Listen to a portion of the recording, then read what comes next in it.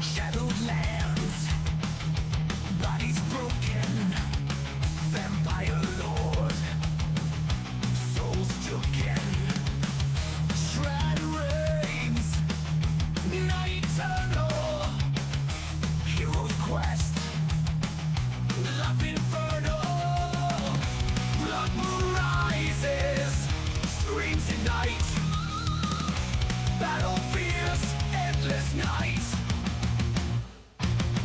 Sever steel, heart of fire, vanquish doom, death inspire.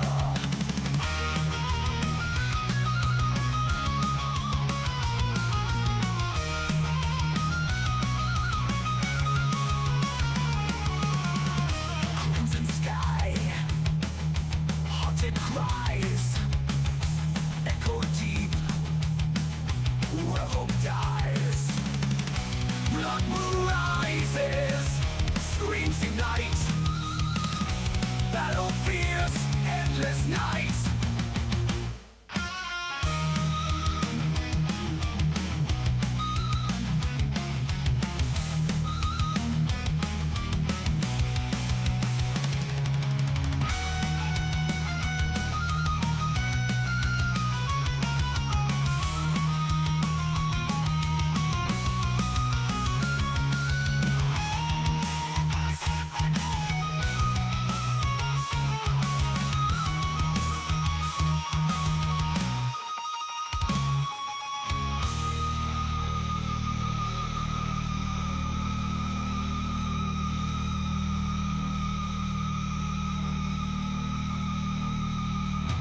Silver steel, heart of fire, vanquish doom, death inspire. Blood moon rises, screams ignite, battle fierce, endless night.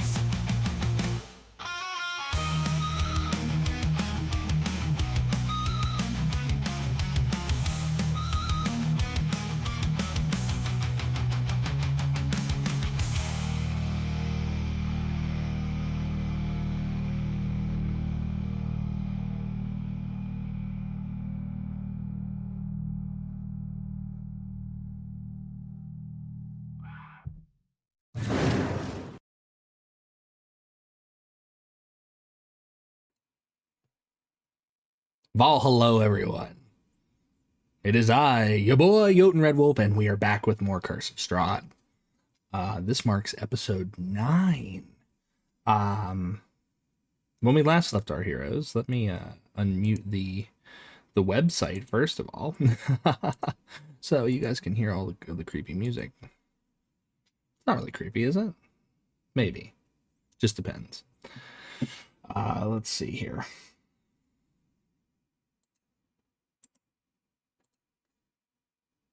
There it is. Alright. When we last left our heroes, they returned to the small village of Kresk. And upon their return, they were greeted by a warmth. The warmth was not a welcoming one. It was one that was stoked with vengeance, anger, frustration, perhaps a little irritation. The Abbey of St. Markovia, atop the cliffside overseeing Kresk and the Old Svalich Road, was made an example of, and a display of power by what the party could only assume was Count Strahd.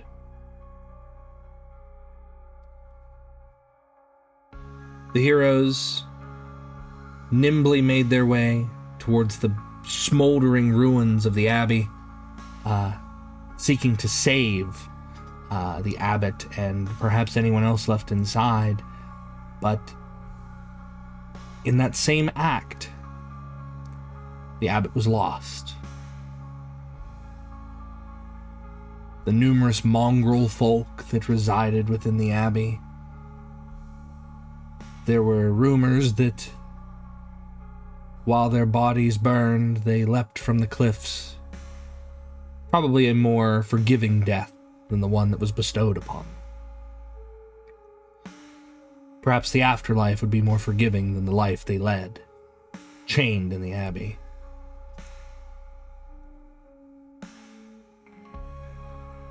But the party was not without information. The party was not without an additional member to their group. The soul-stitched bride that the abbot had forced the mongrels to fetch parts for, the woman named Vasilka, who was rumored to have the soul of Strahd's former lover embedded within her. The abbot's last dying words urged the party to bring this woman with them, and when the time came, she would be ready. But for what?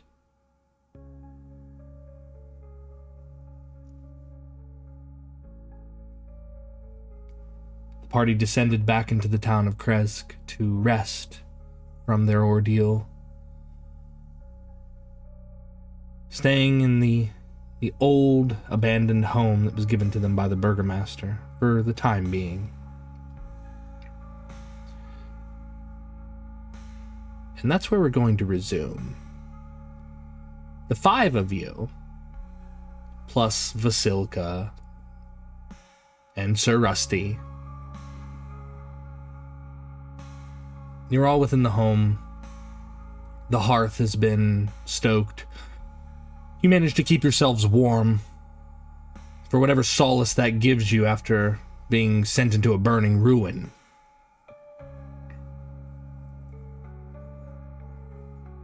So what do you do? What do all of you do?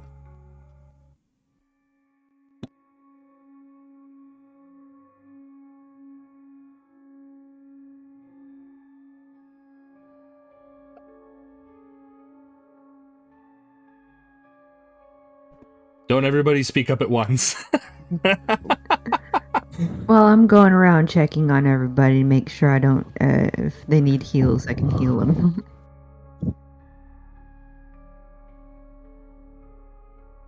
Being my usual.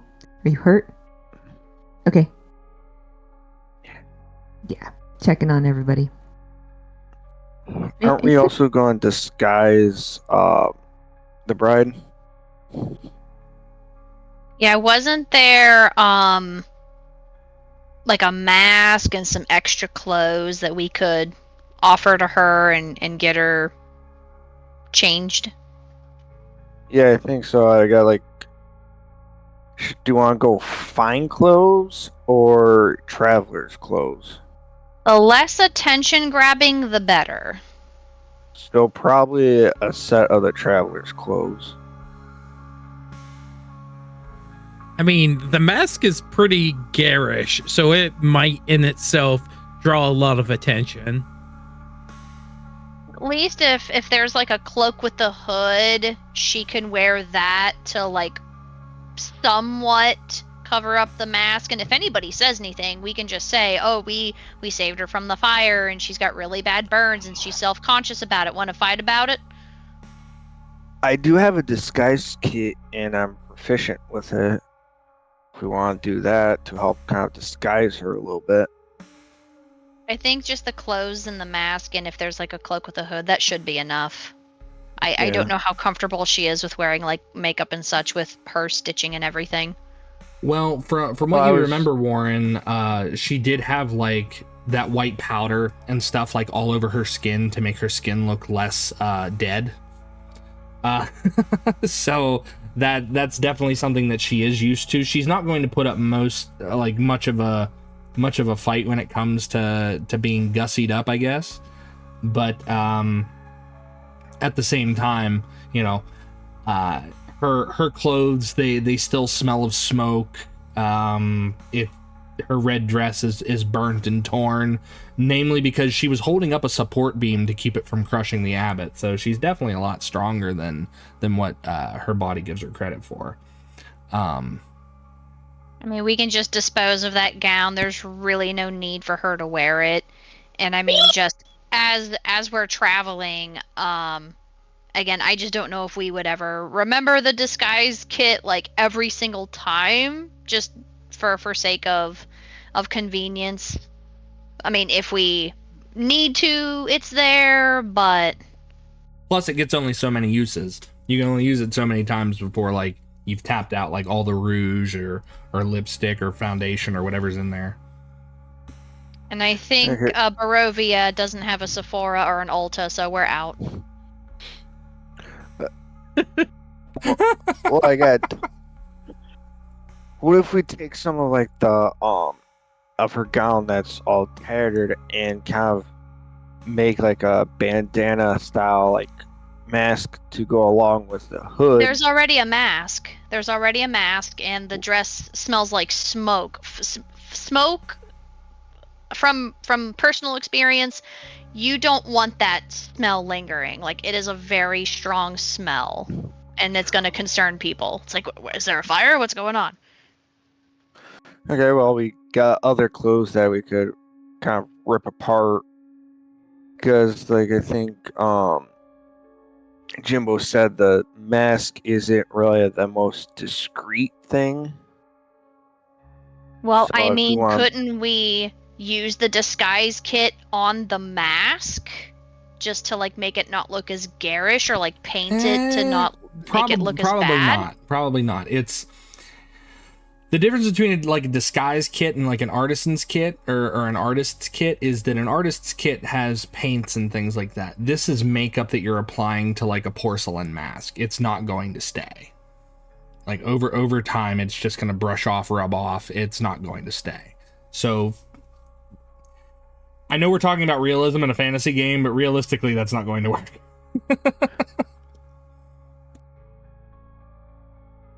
Again, let's just focus on getting her out of this torn, smoky gown into something more comfortable. I'm sure that Araza, I'm sure you can help Vasilka get dressed, since we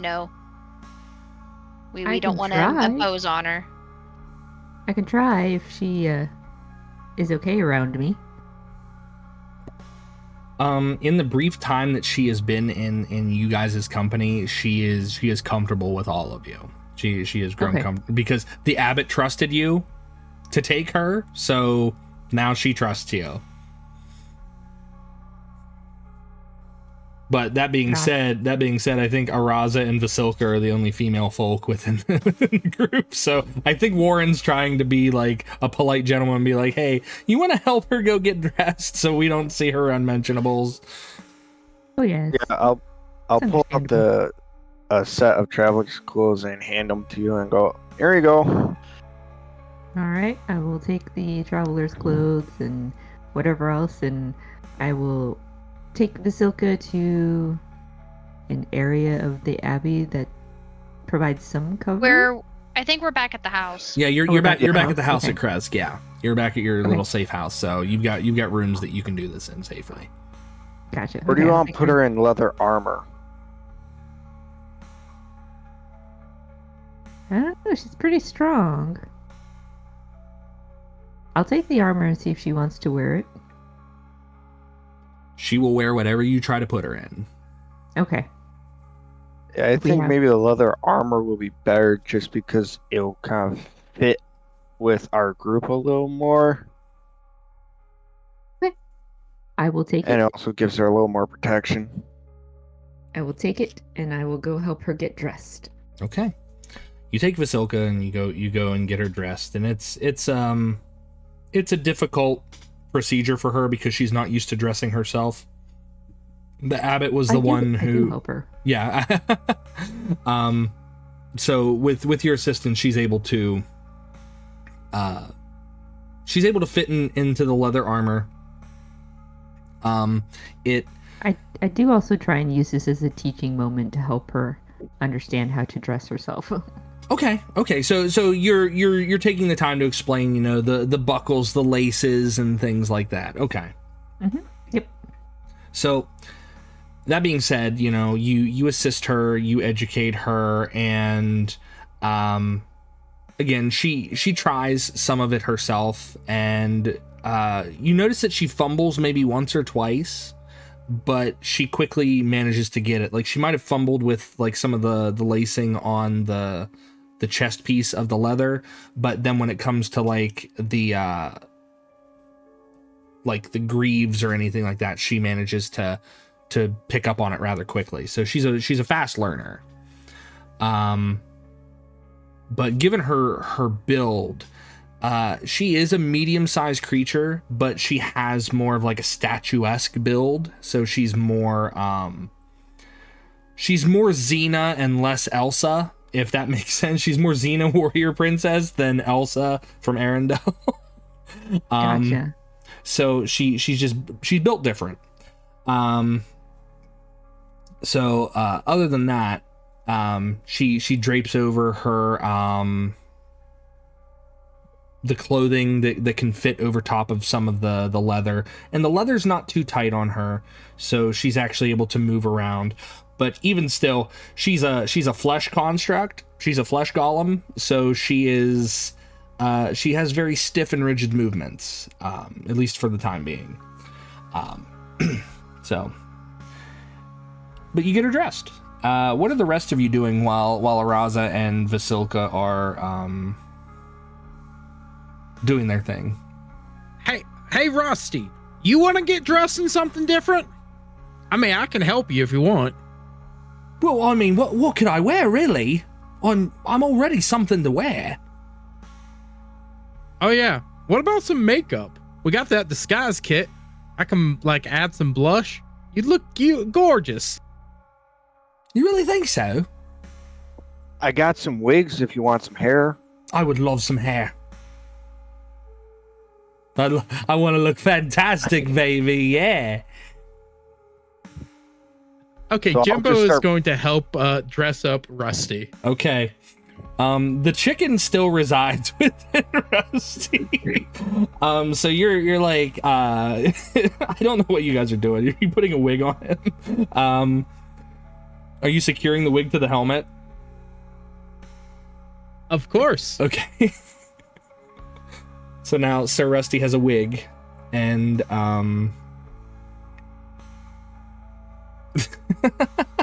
is there anything else that you're doing specifically to Rusty to make him a little bit more I guess personable? Is that what we're looking for? The word personable?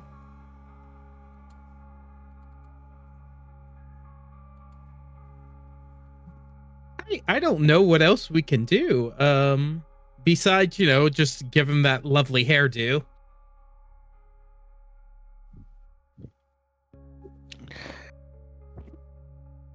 Does he need any mending? I got 4 scrolls of mending. No, Rusty's pretty good on his health. He didn't take much damage outside of what you guys did at the tower.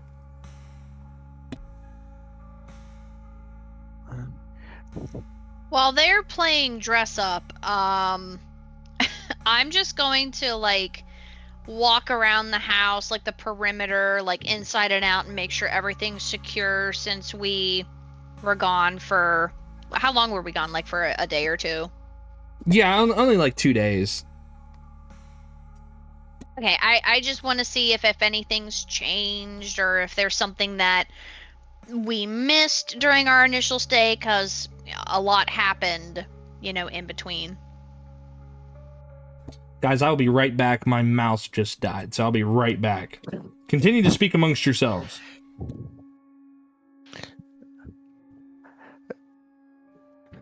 Sorin, you're good with spells. I got 2 random spell scrolls. Can you identify them?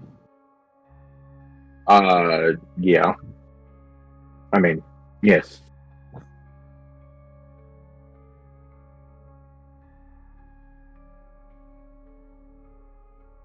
And I guess. Go ahead.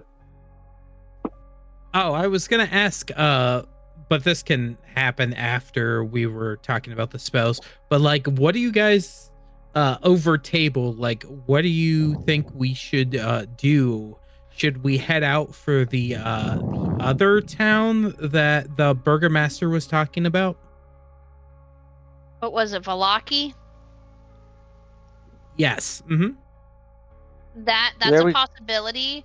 And maybe along the way, if we can find the whereabouts of the madam of the Vistani to like take Vasilka to. I think she's at the tester pool, if I remember correctly. Yeah, that's my understanding. So it's- we'll probably yeah. have to go past Blocky to even get to there, going on the path, because I don't think we could go over the mountains. Yeah, looking at the map, we would have to go through Valaki to make it over to the Seer pool.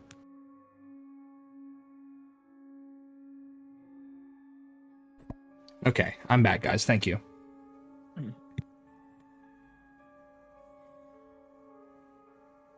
Welcome While back, you were Al. gone, we were just kind of discussing like the plans where we were headed after we get everything settled. Okay. And I gave the 2 unknown spell scrolls to Sorin to identify. Okay. I thought I identified those scrolls last time. I thought they were scrolls of Speak with Dead. I could have been. I'm pretty sure we did because I used it to talk to the abbot. Oh, okay. Then I must have just not changed it. That's all right.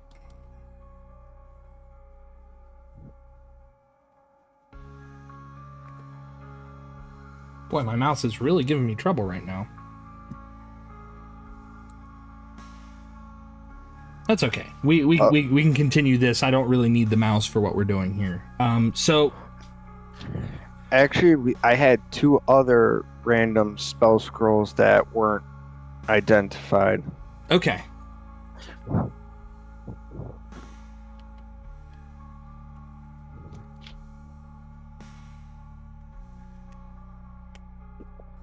I assume that you gave those to me. Yep, I'll hand them to you. I will start ritual casting Identify. Okay. You ritual cast Identify. One of the spell scrolls is a scroll of Ray of Frost.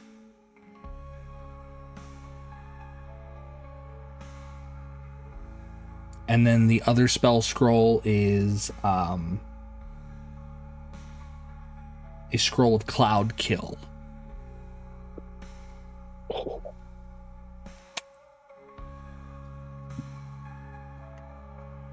And I'll relay that information to oh gosh, I forgot his name. What is his name? Grimm. Grimm. Yeah, Grimm. Does anyone else in the group cast magic? I think Araza is our other magic caster. Okay.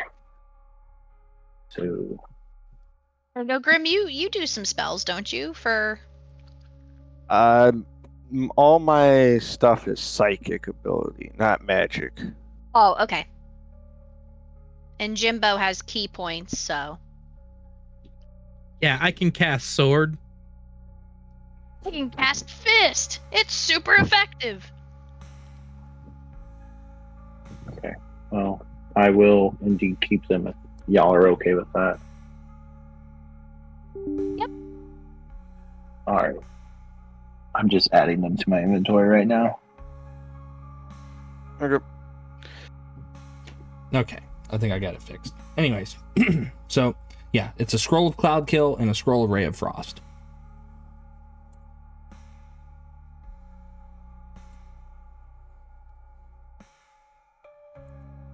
So that being said, what do you guys do from there now that you've got a few scrolls under your belt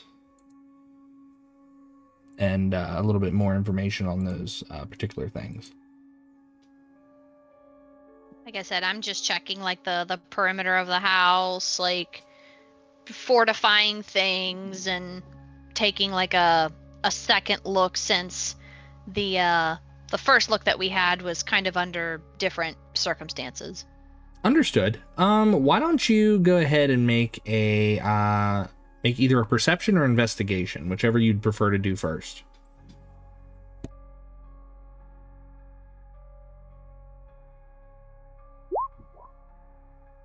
All right, a 7. Okay, with a 7, everything seems in order. Same creaky floorboards, same squeaky windows, same rat in the corner. Now, is it evening or is it still during the day? From the time it took you guys to go up to the Abbey, rescue everybody, it's about a little after it's early afternoon. It's early afternoon. Okay. Warren actually remembers something that he saw on his way out of Kresk before we headed to the tower at the lake there. Okay. There was a gazebo that looked like it needed some TLC, and I was just thinking, well, since the Abbey is gone and it was dedicated to, I can't remember the deity's name. The Morning Lord. I remember. Yeah. Okay, yeah, I remember Sorin. I think worships him too, or is familiar with that deity. And that gazebo is like really close to that spring of that pure water. Since the Abbey's gone, maybe I could try to like fix up that gazebo to be like, I don't know, some sort of like addition to that shrine, just to give the people of Kresk like something. Okay. Yeah, you're more than welcome to. Actually, the home, the Vladova estate that you were given, it's not that far from the pool and the gazebo. Yeah, because I figure Araza is, doing what she can with Vasilka, and I don't know what Jymbo and Grimm are doing. They're gussying up Sir Rusty. I don't know what they're doing. Arts. Okay. But I need that drawn now, just like the Iron Giant art, but it's Jymbo. Yeah. So, Warren, you venture out, and you see the state of disrepair in which the gazebo is in. It's a miracle that it's left standing. The shrine imagery inside is like a statue sitting on a wooden dais, and you could probably fix this if you had a little bit of extra lumber. You could fix this. is there a place where I could procure some extra lumber? Like, I don't know if the burgomaster would be up to talking, or the coffin maker. I remember he had some wood. I don't know if he's like a coffin maker / carpenter, but maybe he would know somebody. Yeah, you're more than welcome to go over there. Yeah.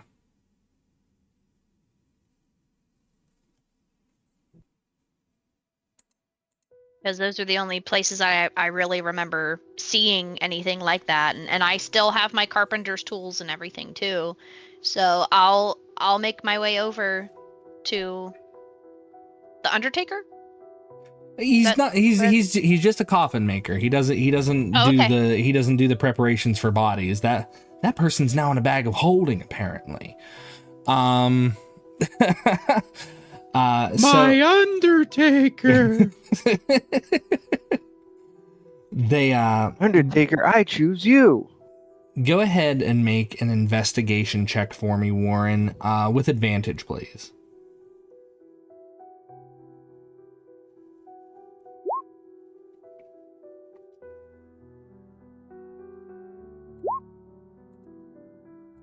Damn, a 6. Wow. Okay. You're looking around, and even when you go to the coffin makers, he unfortunately doesn't have much in the way of wood that's not being currently used by coffins and whatnot. But he looks to a couple of coffins along the wall, and he looks down and lets out a sigh and says, "If it's for the morning, Lord," and then he takes them and he puts them on a small little cart. It's a cart that one man can pull, and he has his shopkeep help him, and they load him up, and you're able to take 2 coffins that you can disassemble and use for the repairs. I mean, if it's no trouble, I don't want to put anybody out. He shakes his head and basically he gives you the indication that he would rather not look at coffins considering what's gone on. He understands that is his business, but in times like this, with everything that's gone on, and with the townsfolk really being in a state of grief and rampant despair, that it's probably best if they've got a place that they can go to for solace, that being the shrine.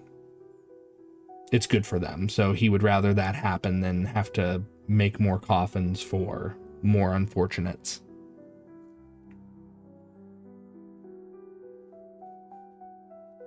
And just out of curiosity, if someone were to have the coin, how much would a couple of coffins cost?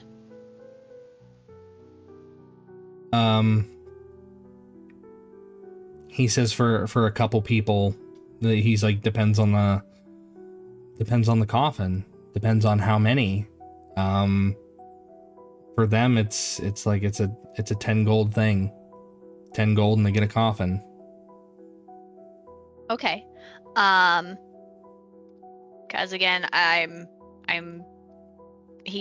know he's donating these, but I still want to make it worth his time so that way he's not out of anything. So I'm gonna go ahead and give him 30 gold to make up for that. Okay. Obviously he's thankful, and he nods his head to you, and like I said, him and his helper, they help load the coffins up on the wagon for you, and he sends the young man along with you, so that way when you get to where you need to go, you can help him unload him, and then he can bring the cart back too. So Okay. And I'm rolling my sleeves up to my elbows as I'm getting things started and my tools and everything sorted. okay. I want you to make me a this is basically like a crafting check. So what I'm going to have you do is roll a d20. You're going to get to add your proficiency bonus, and you're going to double that bonus for the use of your carpenter's tools, since you are proficient with them. Okay, so +6 just to double check. Yeah. So it's going to be a d20 roll +6.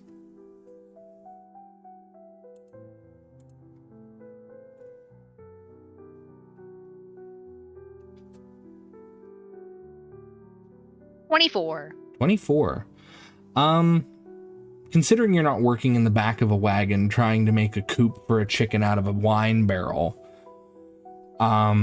this is a lot easier. There's already a structure in place. It's pretty much a template already for you, and you set to work. You take out some of the rotted boards. The nails are still usable, they're still viable.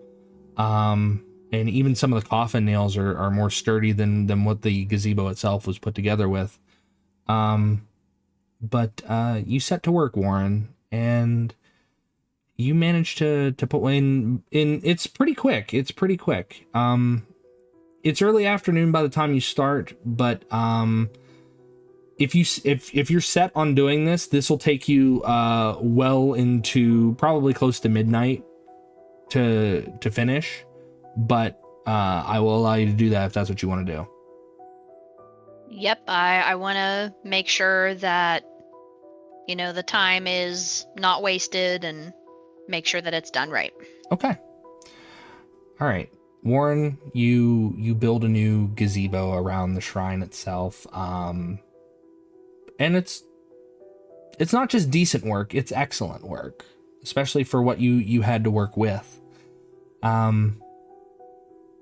As you were working, there were a few other residents who would like visit the pool every now and again, and they helped donate some stuff too. Like they brought over some old timbers and things, like not huge ones obviously, but ones that you could use as support beams and roofing planks, and it turns out pretty good.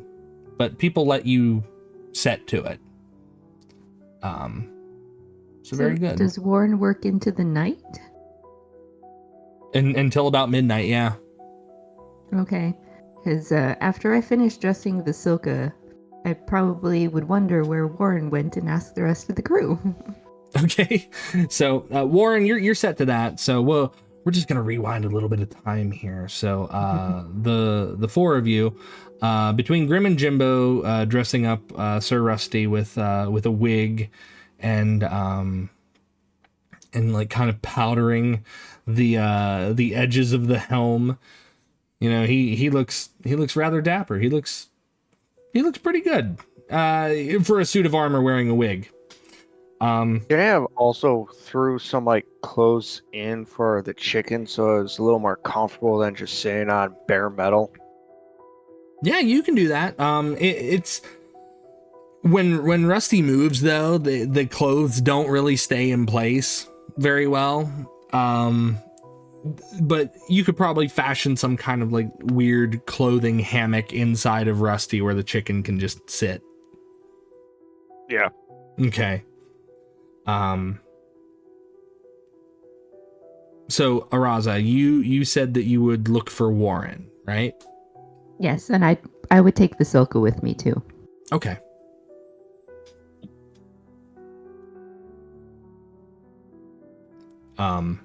Warren, did you tell anybody where you were going? That's also important. Nope. I was on a mission.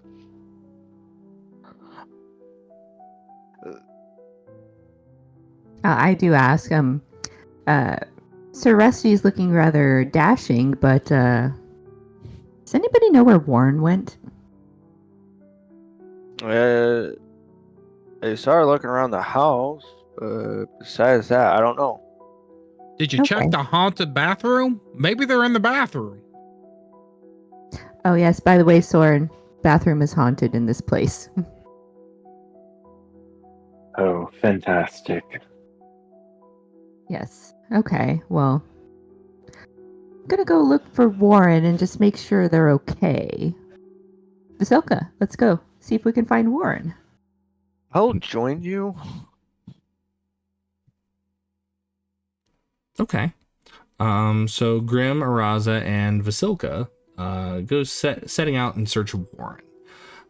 Just a side note over here. Sorin, what are you doing as you've been newly brought into this home and into this group? What are you spending your time doing? Is there like a backyard area? Yeah. There's a small backyard area. It's a few trees. There's actually a map for it, so I can show you what it looks like.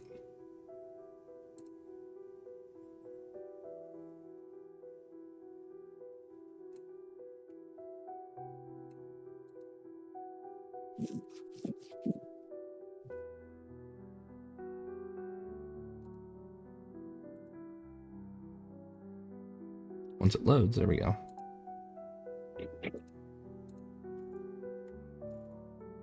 So this is the home area itself, and it's a small snowy backyard. I can pull everybody else onto the map too. I think Sorin's the only one who's not been on this map actually.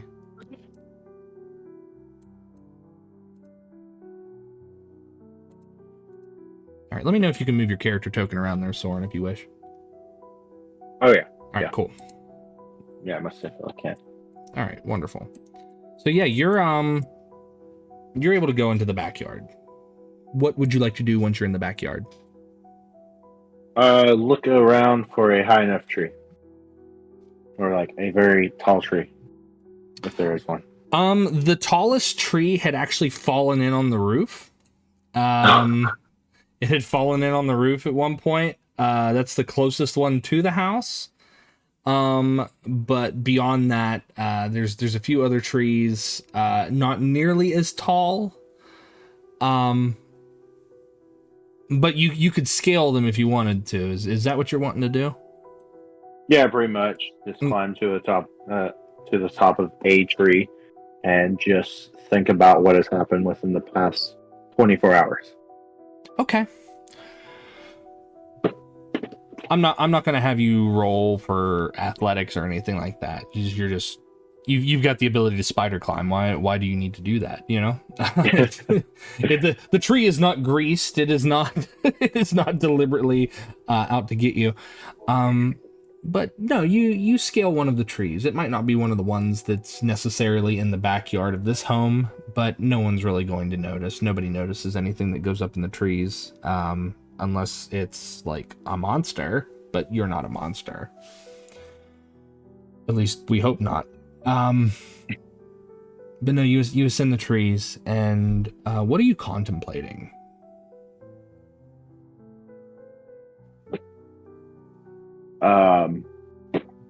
He is just sitting up there and thinking about what the abbot said about this woman, and pretty much just thinking about his last words that the abbot said to him, and then kind of like looking over, trying to get an entire picture of the city of Kresk. Okay. Again, It's from your vantage point, you're a little bit above the rooftops. The tallest buildings in this town are no more than 2 stories. Even the burgomaster's house is actually smaller than some of the 2-story homes here.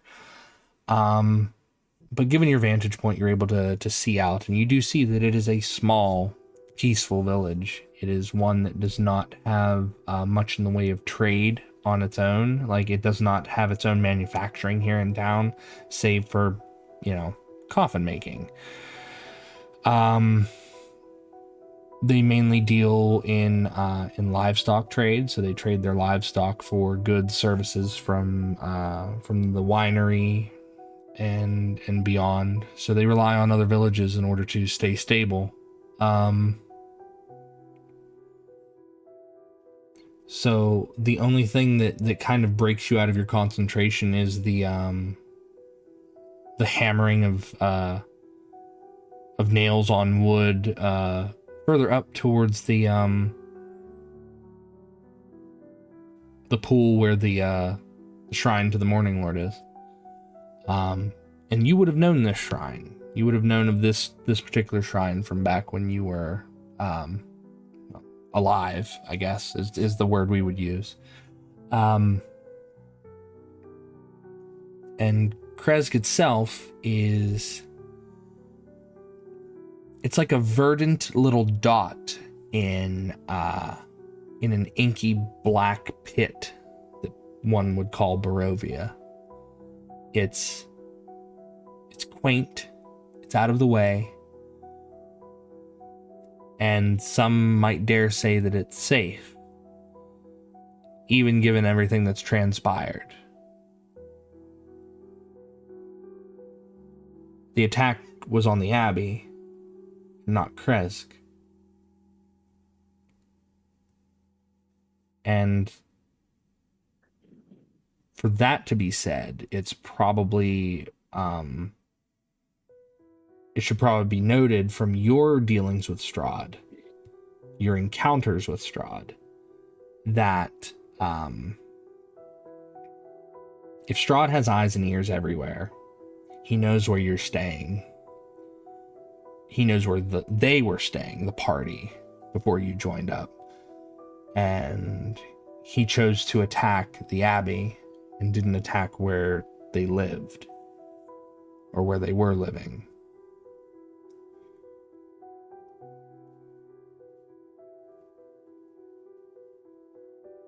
But you're allowed to have those moments to yourself. You managed to even block out the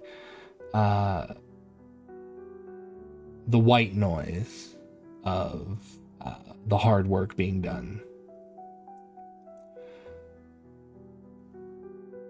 What crosses your mind first as you're thinking, Sorin?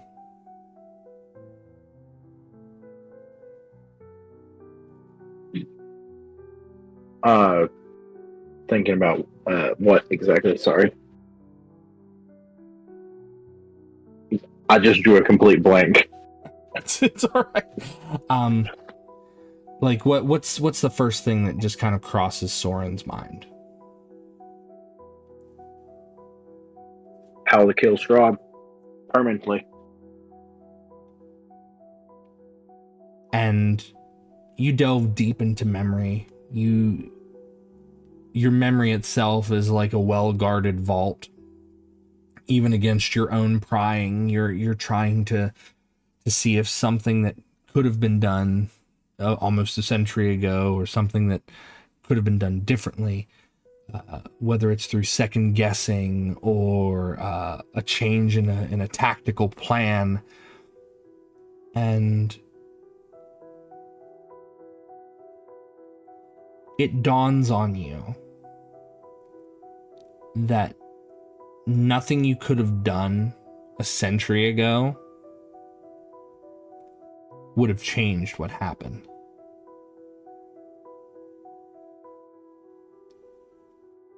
And that realization hurts. Like, yes, you are an undead creature for most intents and purposes. But that realization hurts. Because it means that what you did meant nothing. Because it didn't change any outcomes. You're of a high intelligent mind. You rationalize to yourself that if you were to see this as pieces on a chessboard, that there was no way to win. Because no matter how you look at that chessboard, no matter how you visualize it, the king that you need to capture was never on the board to begin with.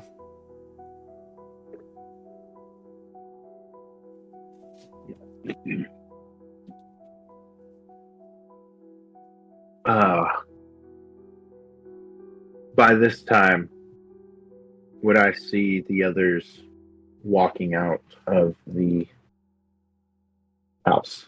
Yeah, you would hear the door open and close, and you'd hear the footsteps, and you would hear Araza guiding Vasilka with Grimm in tow. Do you try to catch up with them, or do you just watch them as they go? Yes. Okay. Yes, I do try to catch up with them. Okay. So let's hop back to that.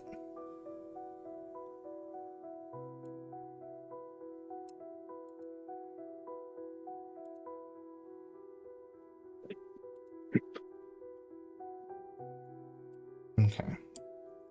So your home is roughly here. or somewhere along in here. The shrine is here, and the pool is here. Araza, what do you do? What do you do?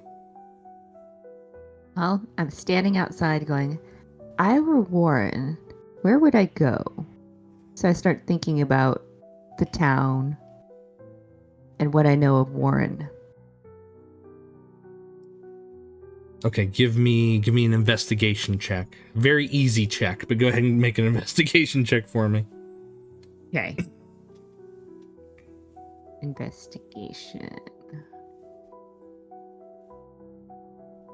Ooh, I got a +3. That's a natural 20, so 23. It doesn't take long because there is some fresh snow on the ground. You see footprints leading from your home to further into the town, and then back up a ways with a small wagon and another set of footprints. And just as you're about to turn your head towards the route in which the tracks of the small cart have been made, you hear the hammering of nails on wood. Up towards the shrine, or at least towards that area. Ah. I say out loud, aha! I figured out where Warren went. I reach out to Vasilka to take her hand and start walking with her towards at least the pond. Okay. You reach your hand out, and she gently puts her hand on yours. And Araza, do you wear gloves, or is your hand bare? For like, I'm just thinking. My hand would be bare. Okay. Vasilka's hand is cold. And you felt this coldness before. It's corpse cold, but she manages to move in a way that she's not extremely rigid, but it doesn't seem to bother her. But when she rests her hand on yours to be led along, it's definitely noticeable. Gotcha. And Grimm, I still take her hand. okay. All right, Araza, you walk with Vasilka. Grimm, you're following along. Yeah, I'll just keep an eye out to see if anyone's like really paying attention to us, or just kind of seeing us and go, oh, okay, whatever. From what you can see, no one is paying you any ill mind. So no one's like looking at you with suspicion, like, oh, you did this because you came into the town and the abbey was already on fire. And the only other way for you to have done that is if you had scaled the cliffside, and then, but that's, to them, that's an impossibility. Nobody can do that. So they don't see you with any suspicion. So they're pretty much going about their days. They're concerned with what's happened. Because this is all still fresh. So a lot of them have just kind of kept to themselves in their homes. Again, there's no industry or businesses that they need to keep open. They keep to themselves. They stay to their own. But no, you don't notice anything like that. Jymbo, what are you doing? Are you staying back at the homestead? You looking after the old place, or or what? Nah, me and Rusty, we're gonna go try to find some arrows, because I actually have a longbow that is one of my kensei weapons, Okay. and I've never had arrows for it, never once. You have it? Okay. All right. Make an investigation check for me there, Jymbo.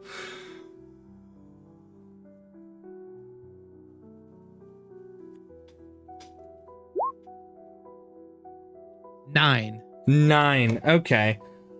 Not fantastic. But not completely out of not out of scope for this town. They don't carry weapons here other than their their weapons for protection and whatnot. But you managed to come across one of the little guard shacks near the entrance of Kresk, and you see that they are armed with bows, and they do have some arrows. Rightfully, they are their arrows, but you do find some arrows. Can I buy a couple of those arrows from you? I am armed with a bow. Unfortunately, I have nothing to shoot except for this crossbow bolt, and I don't think they are compatible. No, they wouldn't be compatible. What you need? You need you need some arrows. He wants to buy some arrows. I guess he sells him some arrows. How many you need? What you want? How many arrows could I get for a gold? And they look to one another and they're like, 5. You get 5 arrows for a gold piece. And then they go ahead. I mean, I'm very good at economics, so that sounds like a fantastic deal. All right, and they're like, all right, and then the guy reaches into his quiver of 20 and he pulls out 5 and he hands them to you. Jymbo did not get ripped off, not incredibly. Nope, not at all. But no, they give you 5 arrows. If you want more, well, another gold piece get you 5 more. Sure, why not? That sounds like a great deal. You get 5 more arrows. You've spent 2 gold and gotten 10 arrows. I don't think I know Jymbo now has this like sycophant personality. But for the sake of being fair, I'm gonna allow you to make an insight check against these guys, because something about this is off, and you would think that it's off. 21. You're like, man, that was a good deal if I was like someone who never used a bow before. And you look at the quality of these arrows and they're not that great, but at the same time it's like you wouldn't want to buy more, not for the price that they're offering. You should be able to get 20 arrows for a gold piece. And you can tell these guys are trying to rip you off. I think we are done here because I think I'm actually not getting the best deal, but I do appreciate the arrows. Thank you very much. Oh, well, we got them if you need them. It's just saying, And they just kind of like look to one another. It's like, he's the one who wanted to come and buy arrows. But yeah, so you have 10 arrows. You've spent 2 gold. And Rusty's walking along with you, and he's like, hey, what? Now, wait a minute. Just hold on a tick. And he's like, do you need me to hold on to those for you? No, I think I can, I believe I have a quiver. It is just empty. Oh, okay. And Rusty just shrugs, and the chicken clucks. And do you do anything else, or do we move on to what's going on at the gazebo now? Yeah, we should move on. All I needed was arrows. Okay, you managed to get them. Sorry you got ripped off. It was funnier that way, and in character. So yeah, Araza, Grimm, Sorin.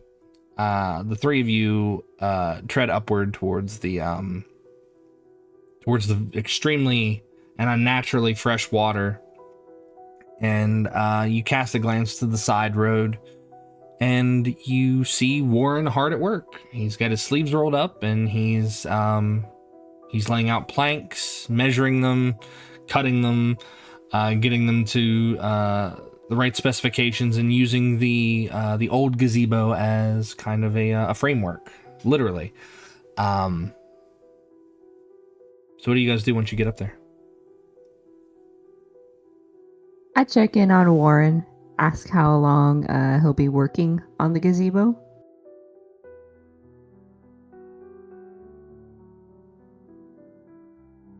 I, kind of take a look at what I've done so far, and I take a look at what supplies I have, and I look up at the sky, like at the basic positioning of the sun or whatever, and I kind of put my hands on my hips and squint up, and I'm just like, oh, I'm probably gonna be burning the midnight oil on this one.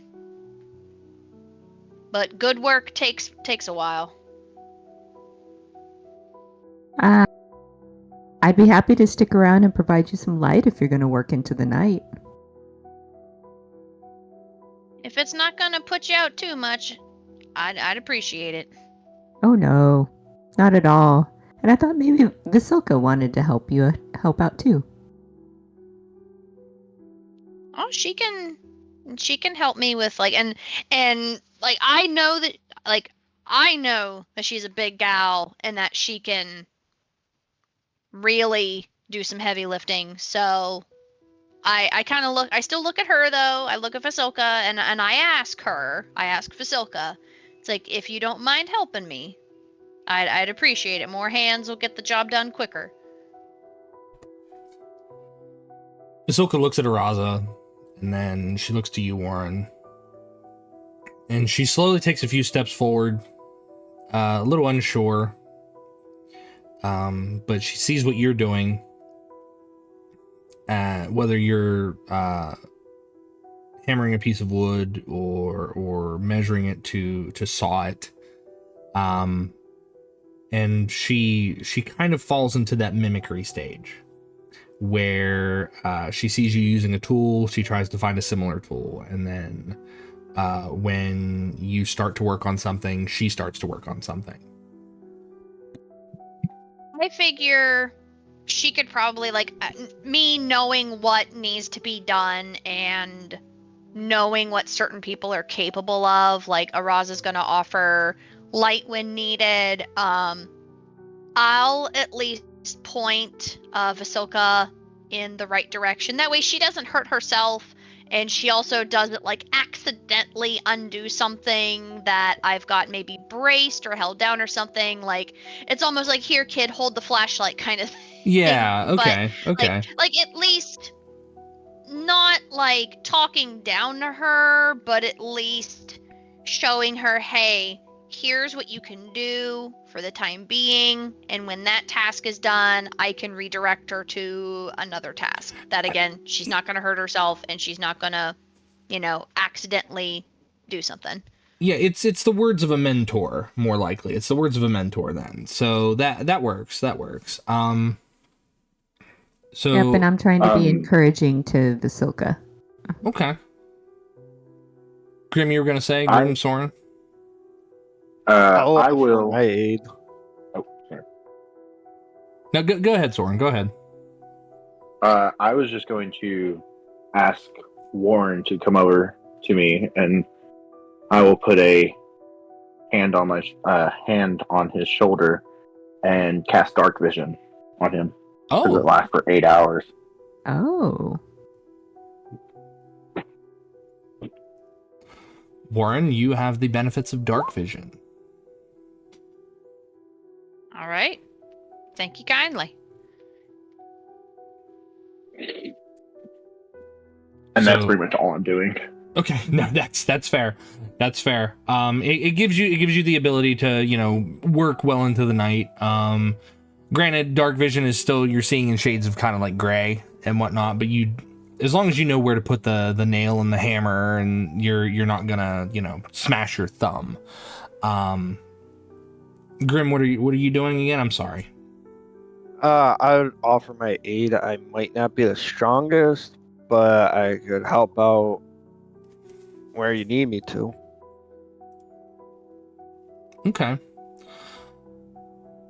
Well, through all sorts of means, whether it's words of encouragement, magic, raw skill, or even just being able to direct others to, hold that plank there, help me lift this thing up.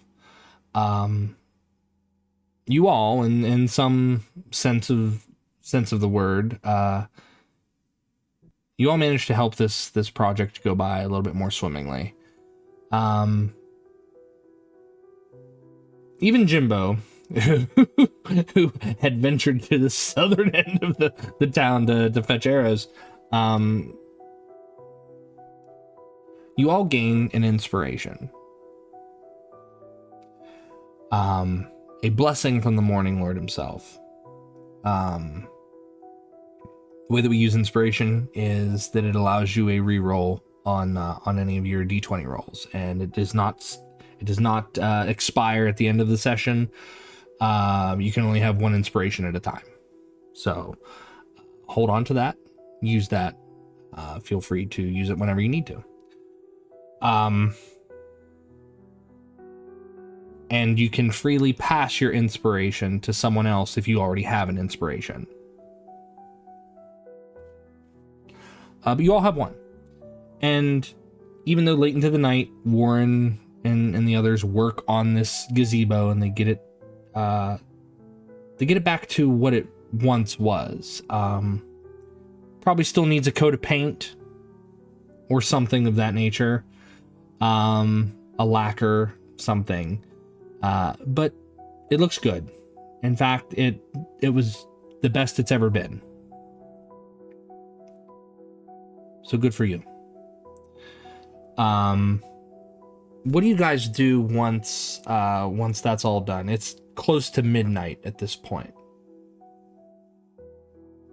I'm going to bed. Same. Jymbo is definitely already sleeping. Yeah, Jimbo's probably the first one out. Like, I worked hard. I got arrows. He's just out. Master of negotiation. Yeah, king of negotiation. What about the rest of you? I know that Sorin only needs like 4 hours of sleep. Do I? I have no idea. I think so, perhaps.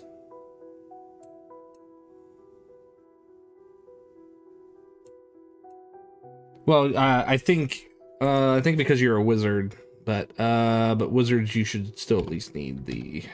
I thought you were an elf for some reason, so. I am a. Oh gosh. I'm a dusk elf, but Okay. I don't have the trance because I'm a Dampier. Okay. But my race is a dusk elf.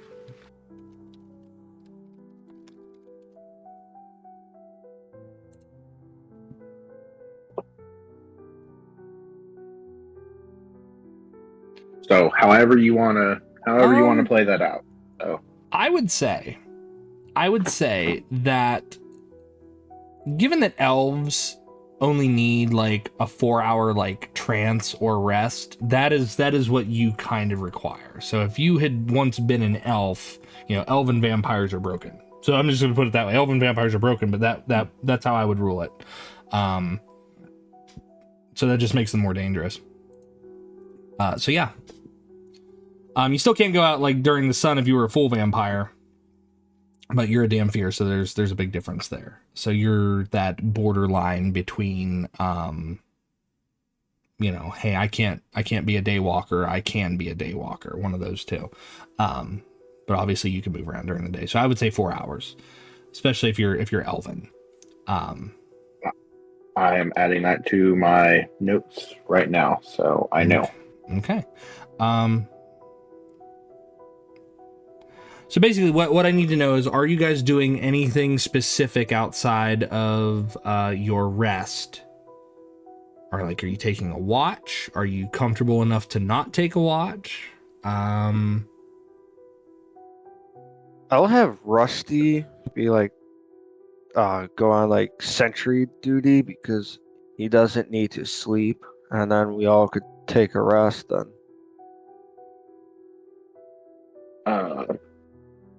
I will say to everyone, have Rusty do the first watch, and then just have him wake me up. All I need is 4 hours. and you guys can sleep peacefully.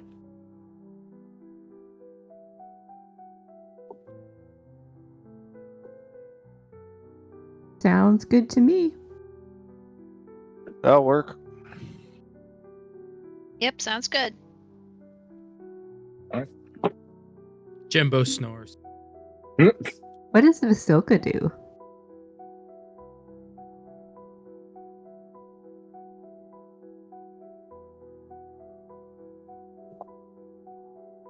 Since we are so invested in Vasilka, what does Vasilka do? Let's see. When you return to the home, she finds a chair, and it's a chair that's in the corner by the hearth, and she just sits there. She doesn't go to clean her hands from the work she's helped do. She just sits, and because she doesn't have the veil over her face from her red dress, you just see that she almost has like this slack-jawed stare, like just staring out into nothingness, almost as if she's just kind of shut herself down.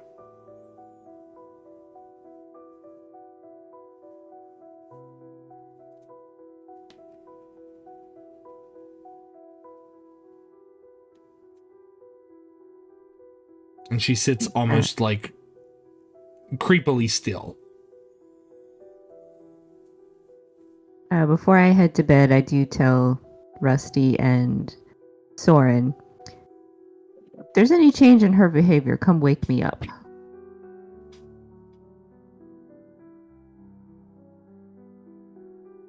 Okay. Can do.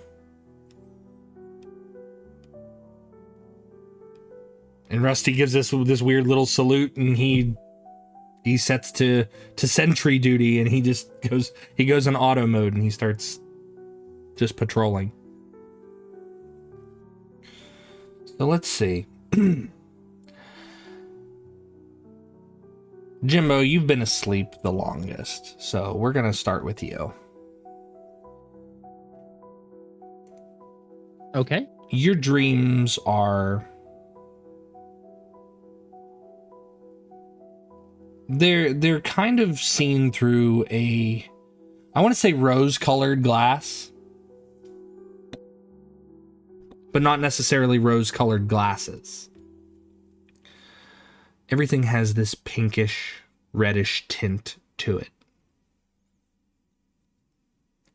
You find yourself walking down a long, bright trail. No fog.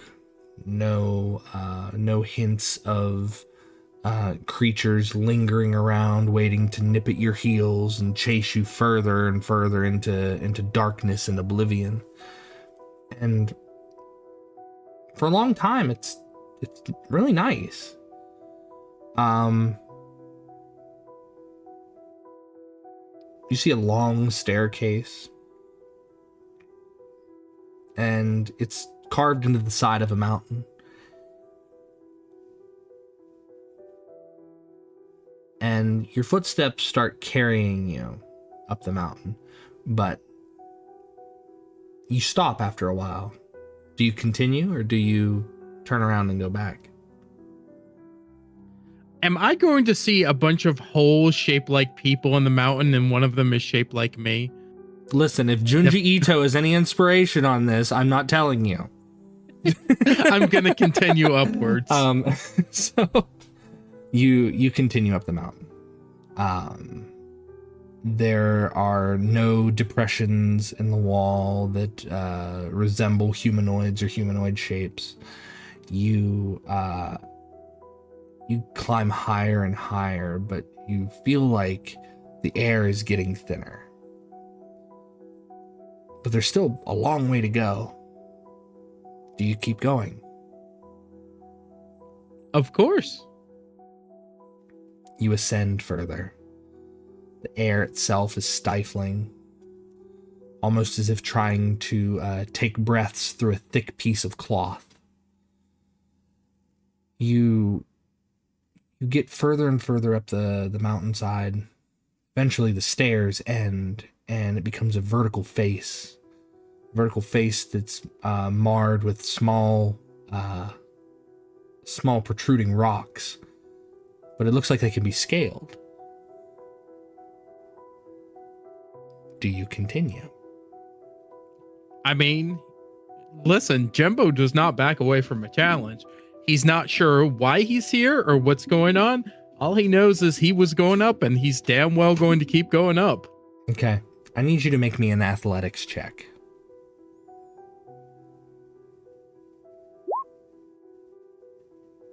13. 13. You reach out and you grab one of the rocks, and almost instantly, as soon as you grab the rocks, the mountain from behind you falls apart. You are left hanging from this vertical face, and it reaches higher and higher into the clouds. And do you think that you can climb this? Yes. Then I would like you to try to climb it. Give me one more athletics check, please.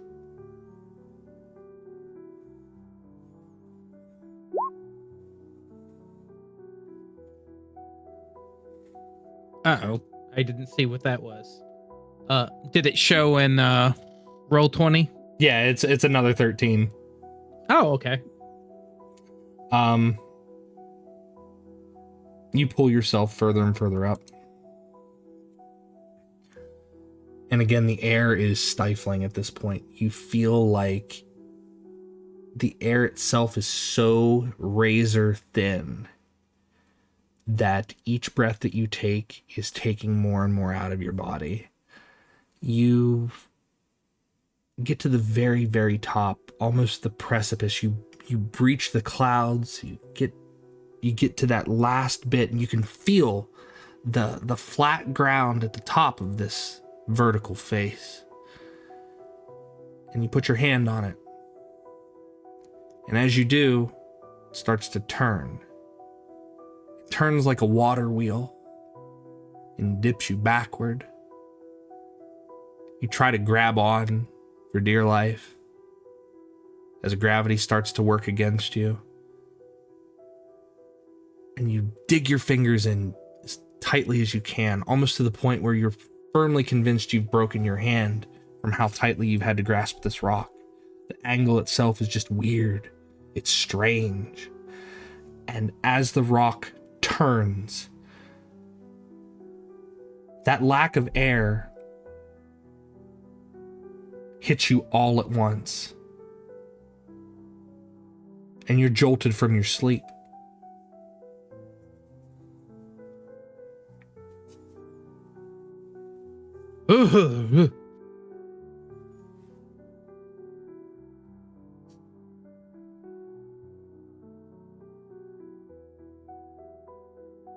Do you do anything with that information, or do you try to go back to sleep? Oh no, Jymbo just rolls back over. He rolls back over. You roll back over, and you find that you sleep silently.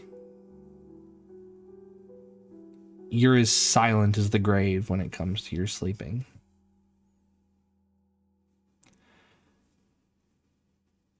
Now, for Warren, Araza, and Grimm,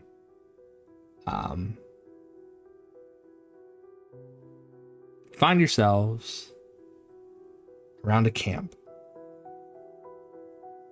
It's not your camp. It's not the way that Warren sets up the logs. It's not the way that the perimeter's been set up by Grimm. You know, this is not your camp. This is not your camp. And those words, although it's a thought, you can hear those words. This is not your camp.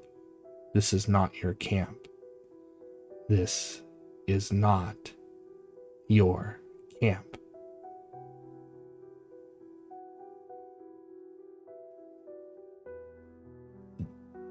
The trees themselves are inky and blackened, almost as if they've been charred by something. And instead of leaves you see hundreds upon thousands of red, glaring eyes staring down at all of you. The campfire offers some semblance of warmth, but what do the three of you do?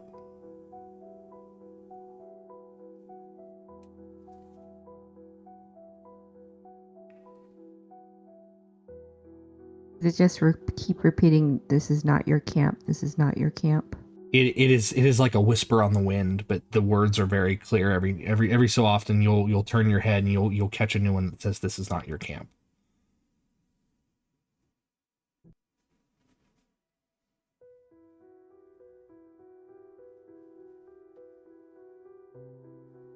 Araza's a little creeped out. How do they have the logs set up for the campfire? They've dug holes and they've put them at odd 45-degree angles. They've planted the logs in and they've started the fire in the center of it. The logs are sticking outward. So the fire, the fire only burns on like the surface of the logs that are there. Now that's just bad craftsmanship. I'll just ask out, whose camp is it?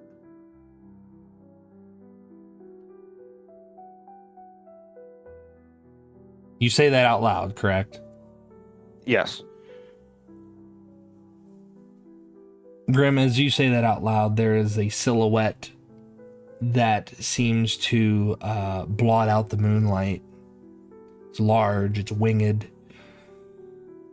and it grows closer and closer to your camp. And at first, you think it's a bat, because why wouldn't it be? As it draws closer to all of you, you realize that it is not a bat, it is a bird.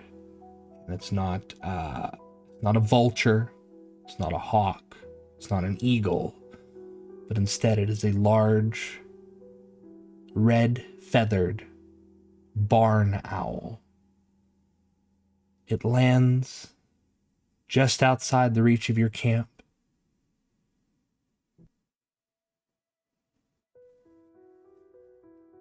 And it stares at all three of you for a long moment.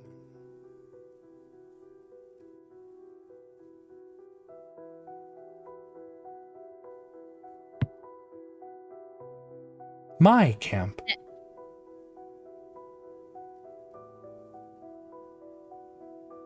My camp.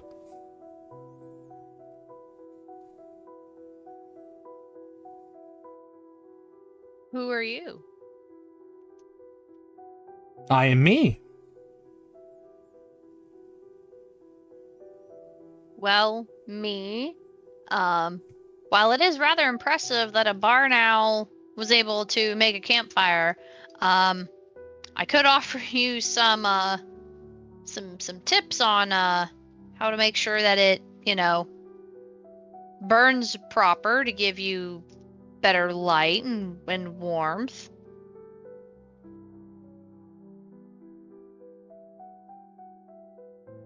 Who are you?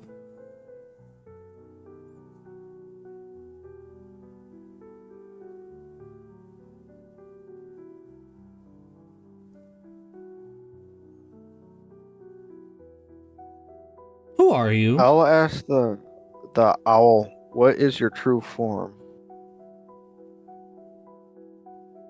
Who?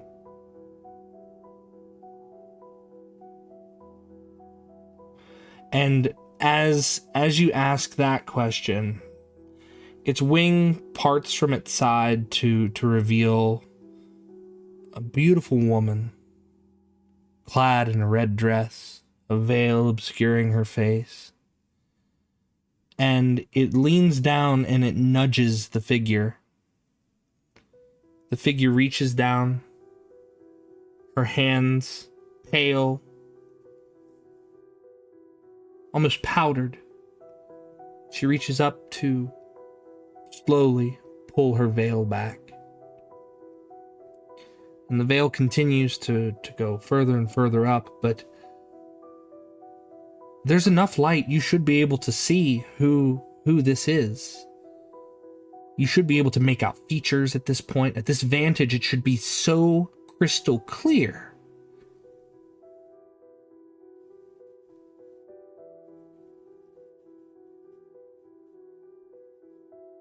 And everything goes black.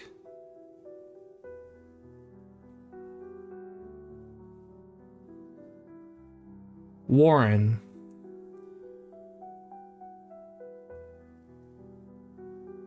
you're awoken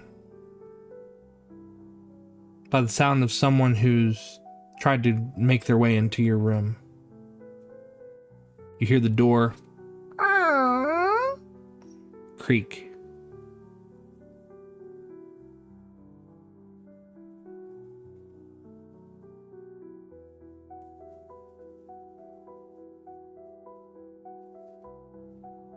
I'll just lay there and pretend that I'm still asleep until something changes. You hear the soft shuffling footsteps make their way closer and closer to your bed. The moonlight shines through the window. And you see this large, statuesque form looming down over you. Hands make their way towards your bed, almost as if they're going to grab a hold of you.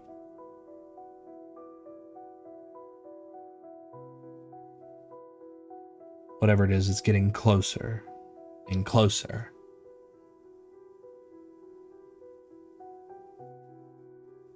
You feel the weight of something against your chest.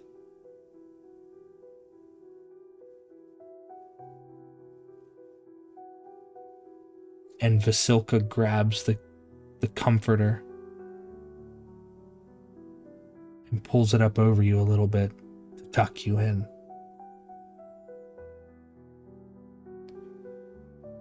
She gives a slight head tilt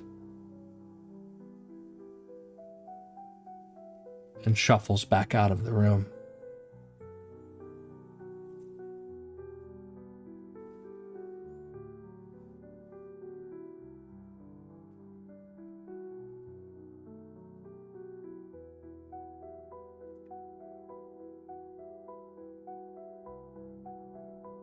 But the rest of the night goes by uneventfully.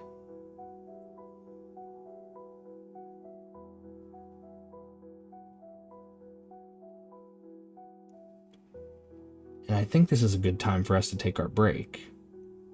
So we'll go ahead and we'll take our break.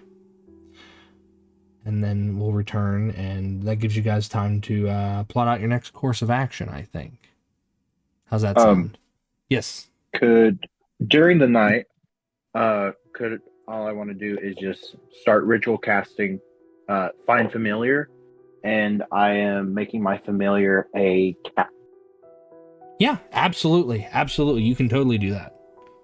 Awesome. So through the night, once you wake up from your 4-hour rest, you begin to ritual cast and you do find familiar. So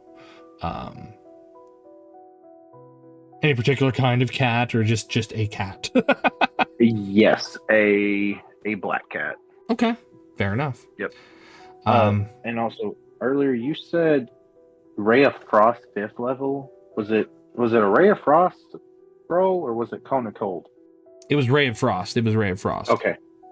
All right. Alrighty. I will fix that. Yes, it is Ray of Frost and Cloud Kill. So those are the scrolls that you got access to. So yeah, guys, we're gonna go ahead and take a quick break. We'll be right back. For those of you in chat, feel free to hang around.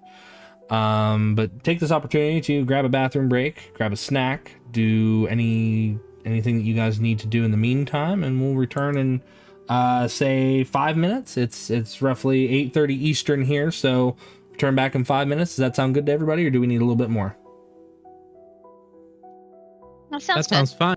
Sounds That's fine. fun. Okay. That sounds good. So we will go ahead and take our break, guys. Stick around.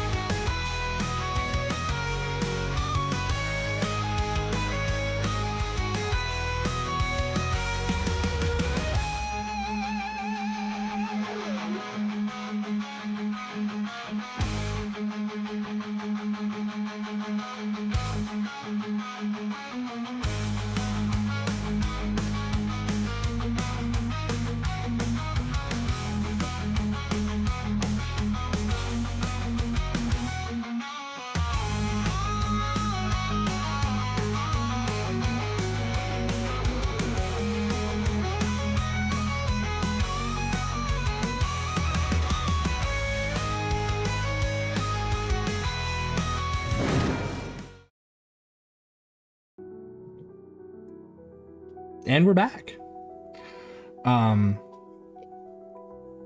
Hopefully everyone had a good break. Real quick, welcome Raiders. Nenya. Welcome in, Raiders. Is that my Nenya? Is that my Nenya? Hi Nenya, how are you? Well, welcome Raiders. If Nenya hasn't told you, my name is Jotun Redwolf. I'm a Viking VTuber, professional dungeon master, player of games such as Baldur's Gate, Fallout 4, and obviously Dungeons and Dragons. How was your stream? What did you do? Please tell us. Thank you for giving her a shout out also, Val. Thank you so much. You're a secondary. I'm doing okay. I'm doing okay. We're playing some D&D. So, got Raiders, I understand that streaming can take its toll on the community and the streamer themselves, so please make sure you're staying hydrated, grabbing a bathroom break, doing any self-care rituals you need to do, because your health is paramount here on the Jotun Redwolf channel. You're not required to stick around. We appreciate it if you do. Nanya, thanks for dropping the kids off at the pool. We'll take good care of them. I have to catch up with you soon, friend. I have to catch up with you soon. Yes. Back to it.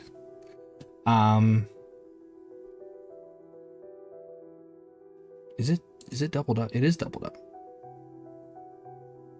My music's doubled up and it's so weird. There we go.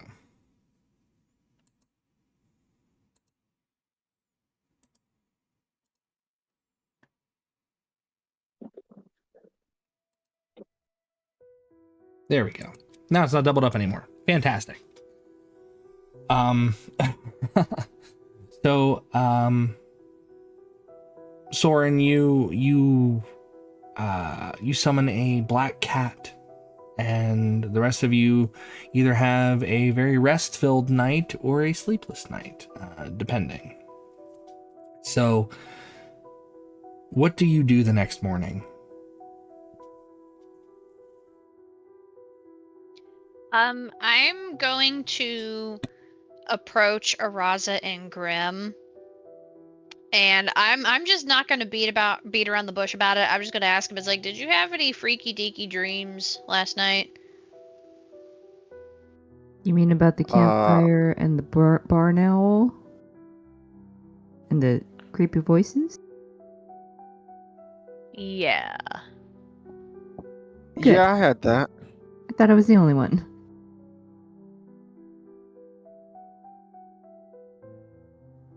And I kind of look over at Vasilka. What is she doing? Is she still sitting in the chair, or is she just kind of like? She's still sitting Kind in the of like- chair. She's still sitting in the chair. She's slack-jawed and kind of staring out into nothing.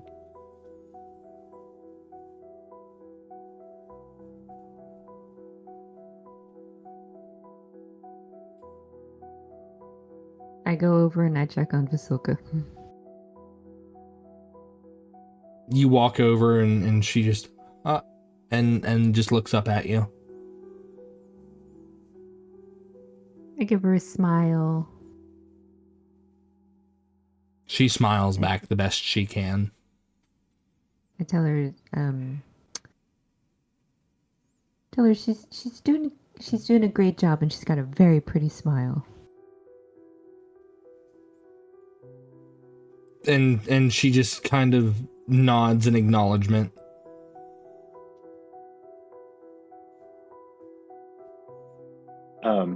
I'm going to also walk over to Vasilka and say, you know, you've been through a lot within the past 24 hours. I have used my magic to potentially make you a friend. And at that instant, I will bamf Ghost in. He's on my shoulder. And I will say to Vasilka, anytime you would like to pet Ghost, just let me know. Either by tapping me on the shoulder or saying Ghost. And at that point, I will bamf him out. And she just kind of like watches, like it's not wide-eyed amazement, but it's stuff that she's not used to. And she just and nods again.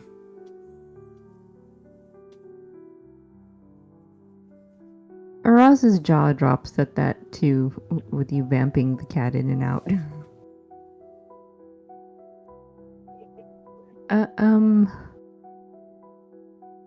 There was a cat right there on your shoulder, right? I'm not seeing things? Because, you know, this place is kind of strange. There was a cat on my shoulder. At that point, I'll kind of like snap my fingers and bamf him back and put him back on my shoulder. Wow. That's pretty good. Can you do that with like pigeons or something? I know some people can do it with pigeons. I know I can turn him into an owl, but it takes an hour to do so. So one thing that you notice upon summoning Ghost is that there's something off. It is a black-furred cat.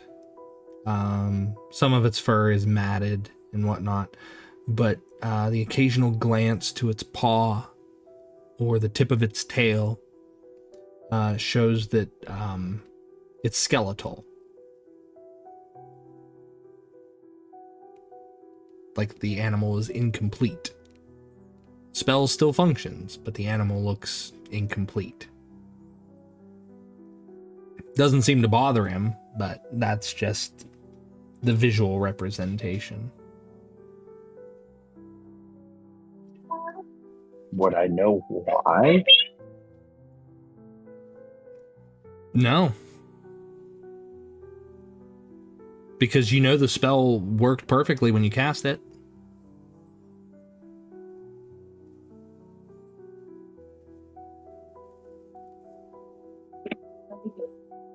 You can make a knowledge arcana check if you wish.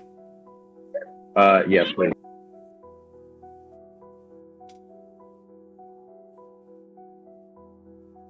That is a 19. 19. Something about the land in which you reside warps magic. It changes things. It makes things suit the land that the magic is being harnessed in. Likely to say, if you were to de-summon Ghost and summon him again, it would be the same result. If you were to do that with a different animal, it would be the same result. Something similar to that.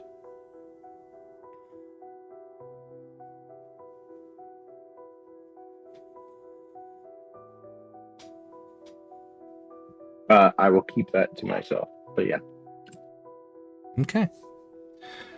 So, you have your companions, you have your gear, yourselves. Where do you go next? How are our rations before we head out? You've probably been picking at them the last couple of days. You've not really done like any hunting.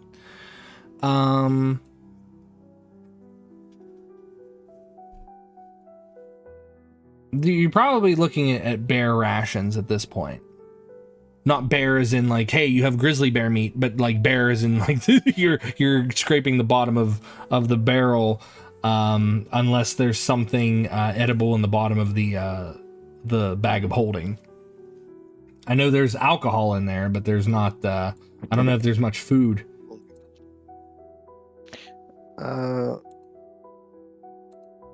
For a horse, yeah. That's right. There is food for the horse.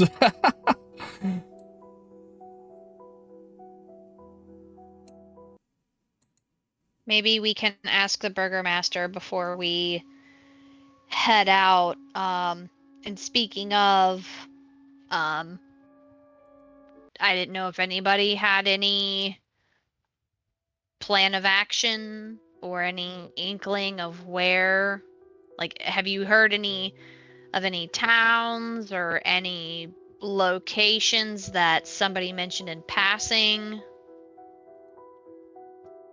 Well, you have your map, and your map is labeled with all of the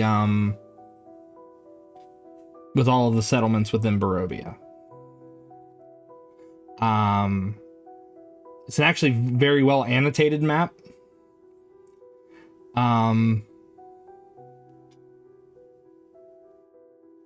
But in terms of like what are you asking for specifically, Warren?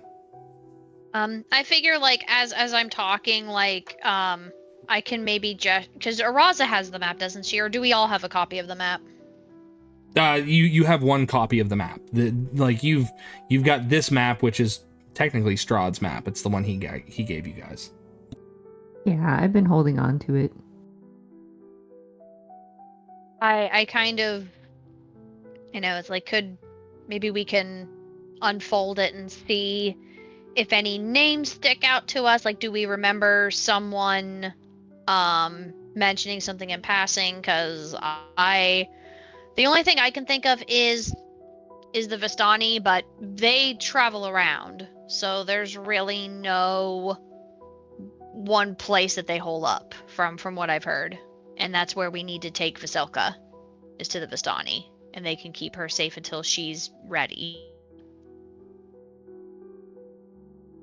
The last thing that they said, if I remember, was that a stun. You kind of cut out there, Grimm. You kind of cut out there. I'm sorry. Oh, Yeah, you cut out. last thing I remember, the Vistani is by the Tesser Pool or Sessor Pool. Yeah, down south a ways from Castle Ravenloft and west of Barovia. The village of Barovia, not the country in which you found yourself. And how long, based on this map, would that take us to get there? Couple days, maybe. Not long, not extraordinarily long, but the fog makes it difficult to travel. I look over to Sorin, since he's a native to Barovia, and I kind of, seek his counsel on, what would be the best way to travel there? Like, do we stick? We probably would need to stick to the roads as best as we can.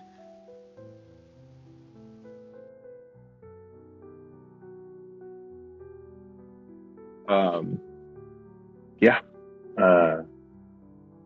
Quite frankly, everything in this land is probably out to kill you, so sticking to the main roads would be ideal for us, especially seeing as how we have this wagon.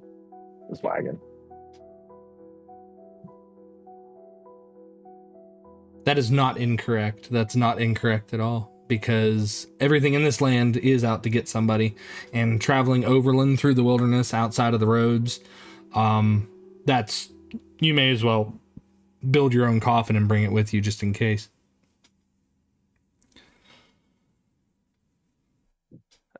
I think we should go to Valaki because it's going to be on the way to where we have to go, and then we could resupply, get any more gear or equipment we need, and then continue on because kind of running out of rations, and if we need other stuff. Get some of those premium arrows that are 1 platinum for 5.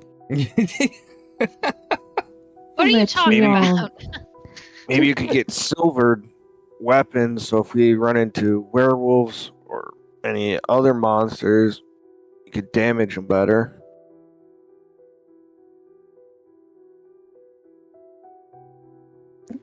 Let you all know, food and water will probably be covered because I have a spell. Nice.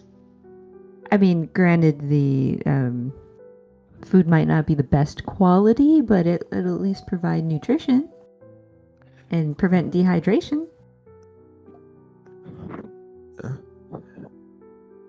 You have create Soylent. I have create food and water, but it's not made from people, as far as I know. You hope not.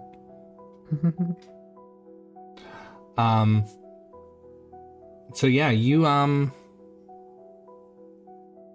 so the plan is to go to Valaki, right? Or are you going to try to find the Vistani?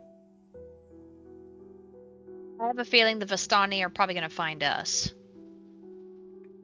I mean, we should at least head to Valaki just to check it out. Yeah, I mean, Yeah, maybe based get on more potions. Yeah. based on our map, it's on the way. I mean, where else can we go? But before we leave Kresk, we need to make sure we at least have containers that can hold water, because when I create food and water, I can create up to 45 pounds of food and 30 gallons of fresh water. I point to Grimm. Don't you have some barrels?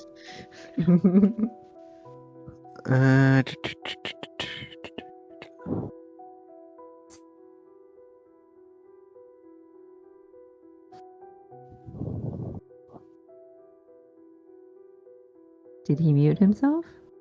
No, I think he's checking the list. Yeah,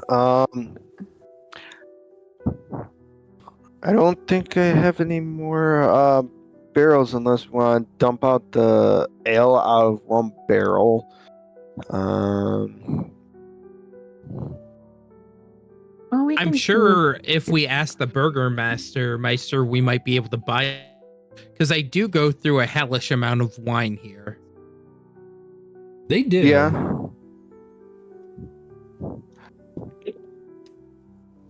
So, question about the bag of holding. If I create up to 45 pounds of food and I stick it in a container and we put it in the bag of holding, is it going to spoil after 24 hours or is it still going to be good? What does your spell tell you? Spell says the food spoils after 24 hours if uneaten, but it would spoil. The food would spoil in the space. Granted, there's no oxygen in the space, but that doesn't necessarily mean that food can't spoil, because that's under the scope of the spell. That's under the scope of the spell. Darn, it's not a refrigerated bag of holding. Those are premium items that you can buy in other shops in other games, but not in this one, I don't think. Hey, I thought I'd at least give it a try because maybe we could stretch the food over. just load it up. It's like Yes. I mean, it is technically a freezer if they're keeping a corpse in there. Well, he has a spell on him. Yeah, so that's why I told Sorin and them it's if you cast gentle repose on the body, it lasts for as long as the spell allows it to, and then you have to dump the body out, cast it again. Speaking of the corpse, Yes. during the last night, Sorin would have given it some thought, and he would want to bury the body. But only pulling aside Grimm and probably Araza. Okay. Just like before we leave Crest. Okay. Araza, I've given it some thought, and I think it is best that we bury the abbot. Just let me know when that's going to happen so we can move Vasilka away. Well, when do we plan on leaving this town? Because it would be shortly before. Well, when is everybody ready to possibly head out tomorrow? I'm looking at everybody. I got no reason to say. Unless you want to leave today. I was thinking we were going to leave today because the people here at Crest don't have anything that they can offer us. They've dealt with enough. Okay. Where are you going to bury the abbot?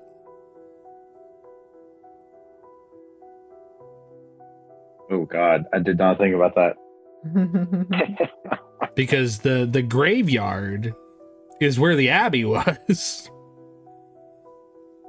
Oh gosh. I reckon just How in the about- backyard. Dig a hole in the backyard and bury the abbot. I mean, why not? Here lies Spot the abbot. I will at least go and buy a casket if I can, like a coffin. I used up the coffins Well, to rebuild the you gazebo. used up two of the coffins. He's got other coffins. He just gave you two. I mean, you can do that. I mean, I think we should, again, that way if somebody comes here and they're like, if the Burgermeister offers this house to somebody else while we're gone, like, oh, they've been gone for a while, here's a place to stay. I just don't want somebody to be like, what's in the backyard? There's a hole. Oh, there's a body. Like, Well, you This don't house bury it comes at with the a free surface. abbot. Yeah. you don't bury it just under the surface. I mean, you're gonna dig a decent hole, I would assume. You gotta bury it in the porch like every other true crime now. Yeah. you put then- a garden on top of it. But then the With dog signal. endangered plants. Yeah, and then the dog like You- sits on it. Yeah, but if it's no, you get endangered some, like- plants, they can't yeah, dig it endangered up. plants. That's true. What? Why is this a discussion? You bury the body and then you bury some roadkill on top of it, so that way when the dogs signal, they find the roadkill and they think they signaled wrong.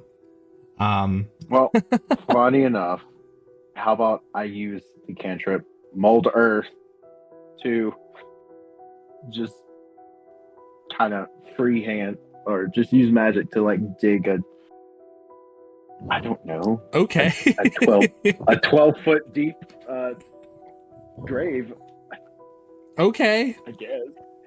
I mean, do you want to try to secure a coffin at least? Or are you just gonna toss him in there?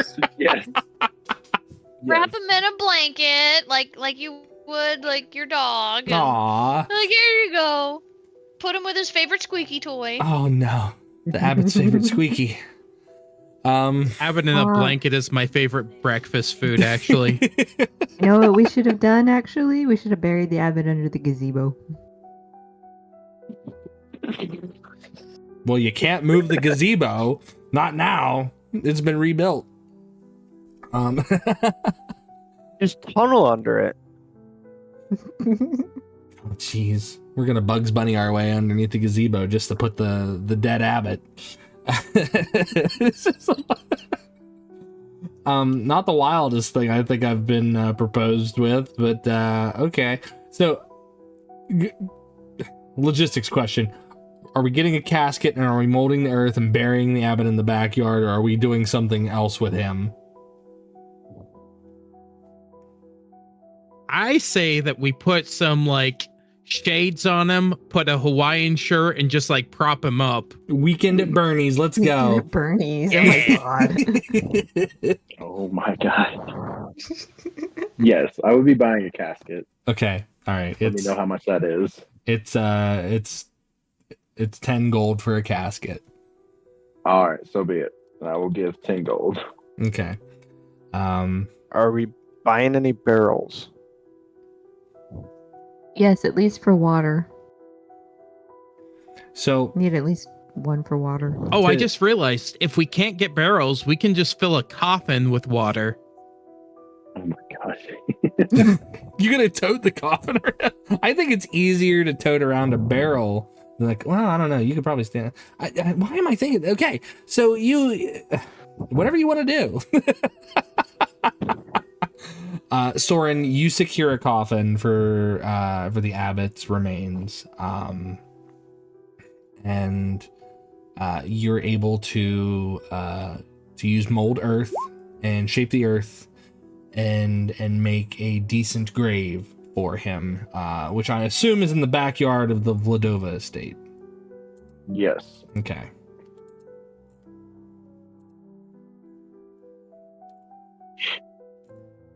All right. Awesome. So, Speaking of burials, has the Burgermeister ever going to like put his son to rest? they were going to, and then the abbey caught fire.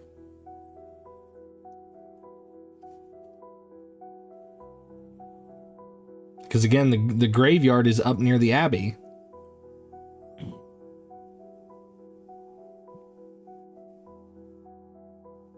You could offer to help, seeing as that there's no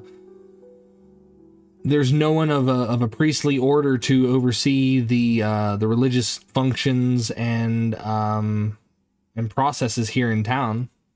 Well, we did have someone, but they up and disappeared. I mean, what's one more body at this point?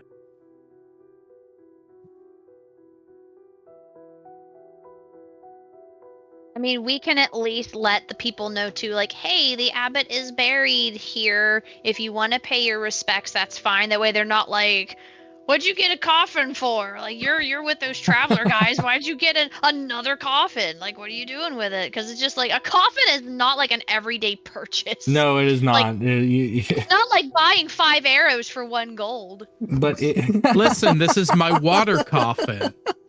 I also look dead, so I could also just be like, hey, I like sleeping in them, I think that would unsettle them. That would unsettle people immensely. It's my tanning bed. It's my tanning coffin. Yeah, just light it on fire, I think the townsfolk of Kresk have had enough of fires. But yeah, you're able to secure a coffin. If you're looking for barrels,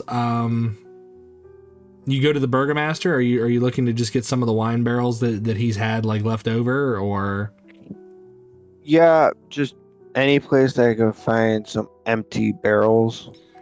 You find that underneath the porch of your own home are 3 barrels, one of which is in not so great condition, but stamped on the sides of them is the Wizard of Wine's winery.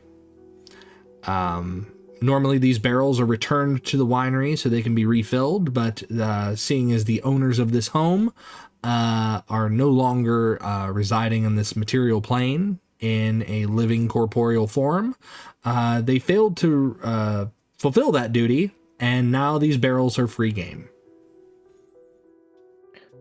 So you said 2 are in good condition and one is kind of iffy. Yeah, one's kind of iffy, but the other two are in good condition. Can I cast mending on it and like try to repair it? You can, yes. Oh. Well, then I will do that. All right, you cast mending on the one barrel that's kind of iffy. Looks like it just had like a fault in the drum, but other than that, you managed to fix it. So you have 3 barrels. You have 3 barrels in which you can fill with water or food. Sweet. Well, since the barrel situation has been settled, I figure we could probably make our way to the Burgermeister and let him know that we're offering our plot for what he needs for his son, since the graveyard is not really out of commission, but it's just like, hey, I don't think anybody wants to go up there right now. So, and it'll be close by for him if he needs to, do anything. So you're offering the backyard as a plot for his son. yeah. Okay. Okay. The Burgomaster thanks you. And he wishes you all well on your travels and lets you know you're always welcome to stay there. You've got a home there for as long as you need it. As he suspiciously looks over your growing group. Continue, Warren, sorry. I was just gonna say, if our travels bring us back this way, we'll take you up on that offer.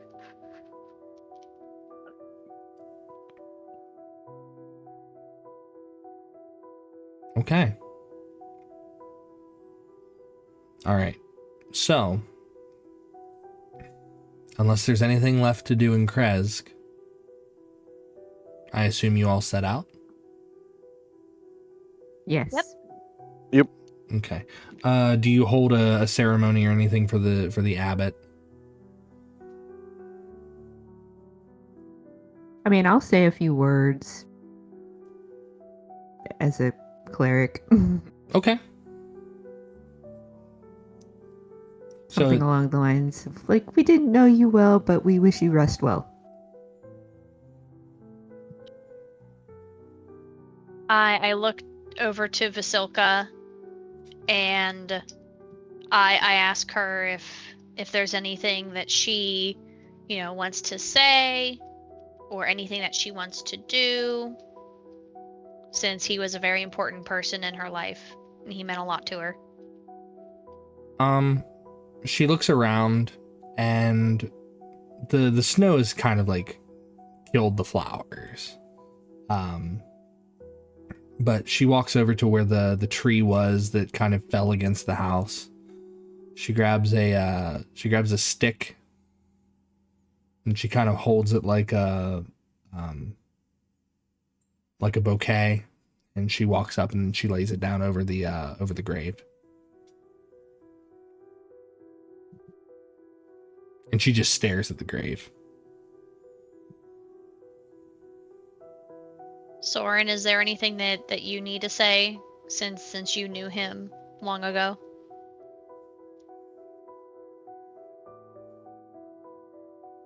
Sorin doesn't say anything.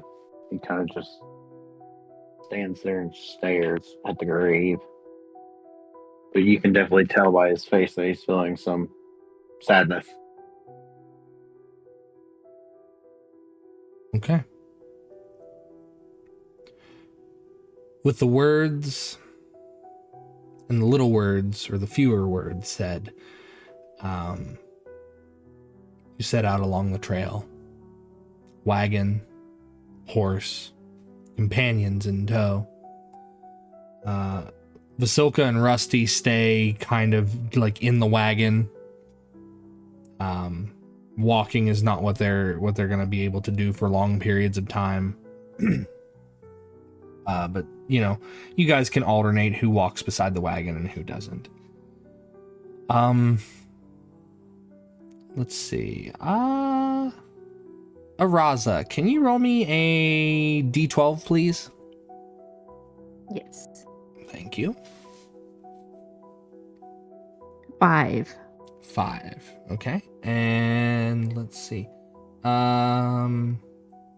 Grimm, can you roll me a d10, please?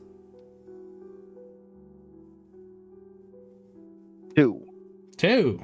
Okay. Your travels carry you along. And as you continue along the path, let me get things brought up here.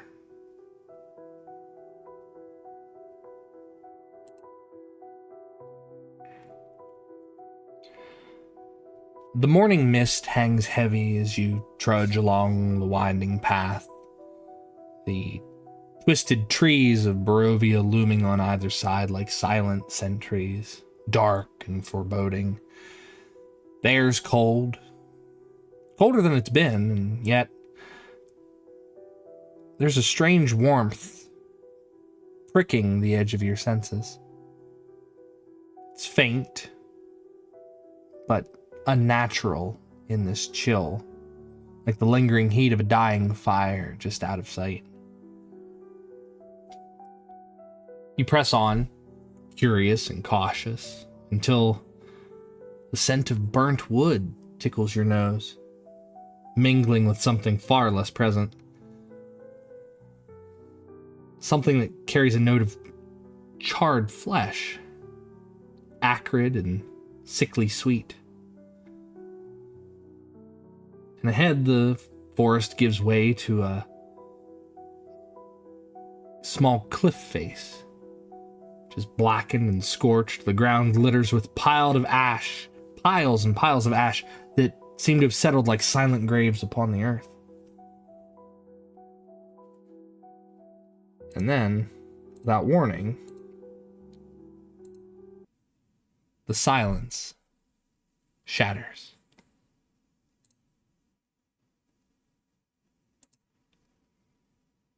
There's a sudden roar as a massive dark shape erupts from the thicket beside you, sending clouds of ash swirling around. At first, it appears like some unholy beast pulled from the depths of a nightmare. Scales coated in thick soot. Its shape reminiscent of a dragon, but wrong. Desecrated. Its eyes glow with a seething, unnatural hunger as it prowls forward, inhaling deep, rattling breaths that draw in the ash like some twisted ritual. And for a moment, the creature is still, its gaze locking onto each of you. Ravenous, calculating. You mortals carry fire with you. It inhales again, a sick pleasure in its voice as it tastes the warmth on your skin, even from a distance. I need it. I hunger for it. With each exhale, more of the soot and ash flakes away from its body, revealing flashes of scarlet beneath. A glint of deep red scales peeking through the darkness. And then, with a triumphant snarl, it slams its claws into the ground, sending a cloud of embers swirling up around it, its voice rasping as it leans closer. Give me your warmth, or burn with me.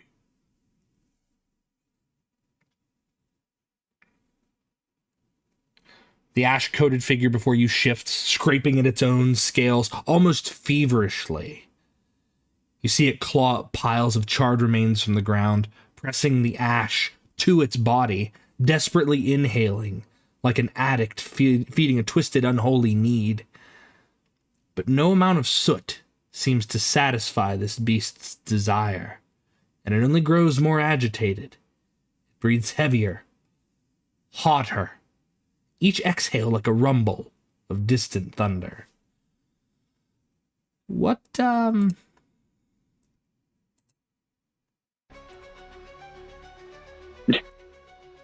you do?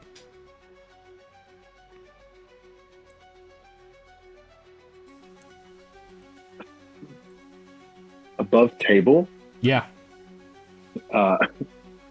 This is just a funny. As soon as he said, "Share your warmth," Sorin immediately, bam, fireball. No. I was thinking, hey, we have 100 alchemist fires. Explosion! Yeah, we do have that.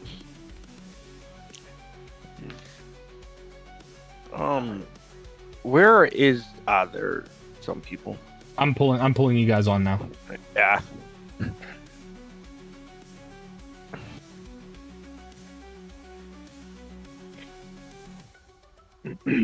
All right, so let me get this creature.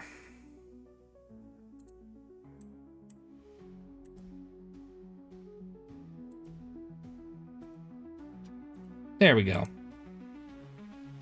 He's right about there.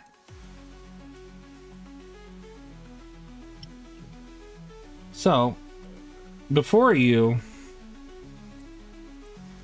is a really, really, really big dragon.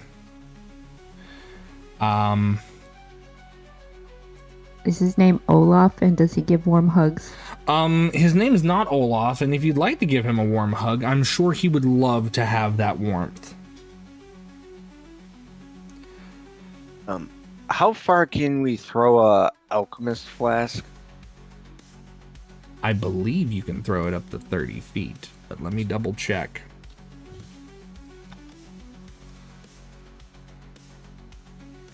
You can throw a flask up to 20 feet, and it shatters on impact.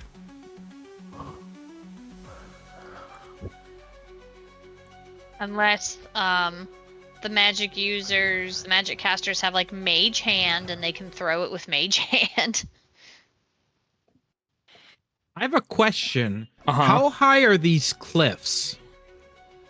So the cliffs in which you stand, or which you stand next to rather, these cliffs here drop about 50 feet. These ones here drop 50 feet.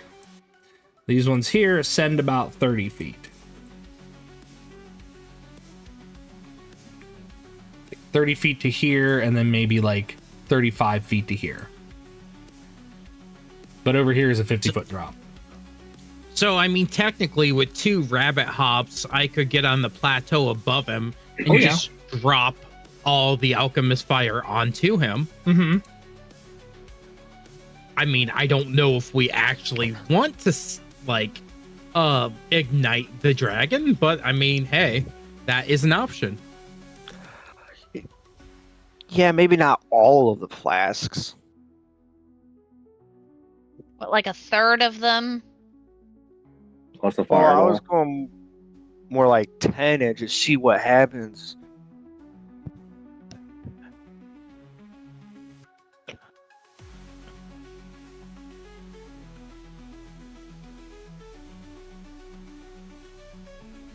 So what do you do? The dragon senses heat upon you and wants it.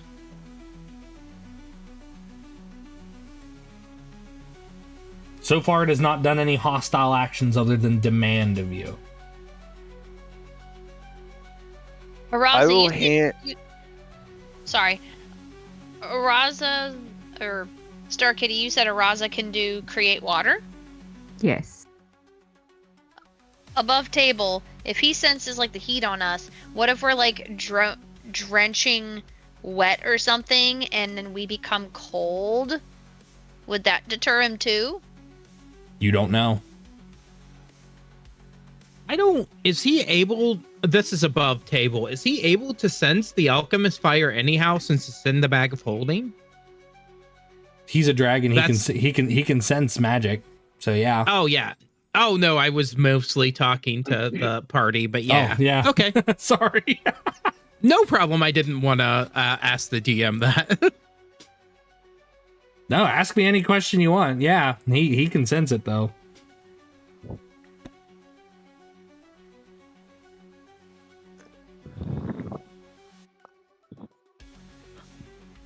I'll hand 10 alchemist flasks to Jymbo. Is there any place I could like hide? You could attempt to hide in the bushes, like these bushes here, or if you can get over here, like or if you scale the rock face, you can hide in these little trees and stuff. But I mean, you're not sure what the dragon is able to see. It can sense the magic, but you're not sure if he can like see you. He just knows that you're warm.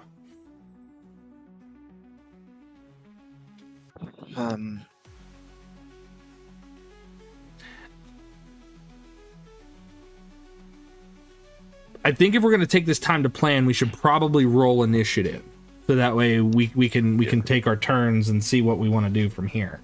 So let's go ahead and do that, and then we'll go from there. So I rolled a 1, but it's still an 8. That's fine. That's fine. You can't crit fail initiatives. I mean, technically you can. If you've got like a negative to your initiative and you roll a 1, then you're like, you go on negative initiative. But still not a crit fail.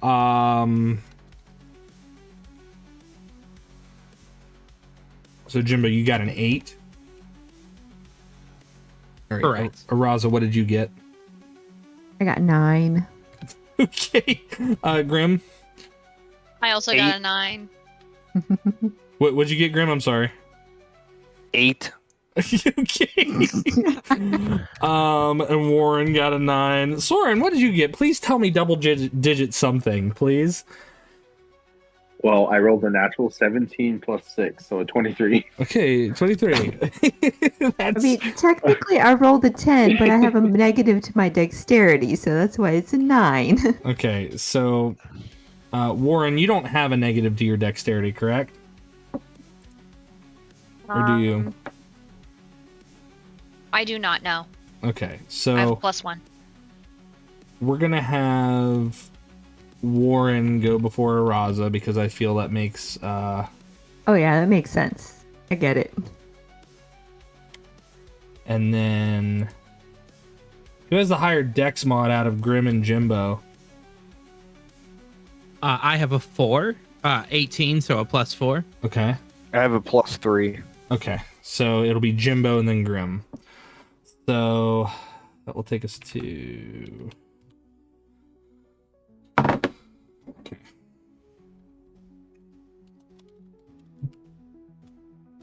the dragon goes on a 15.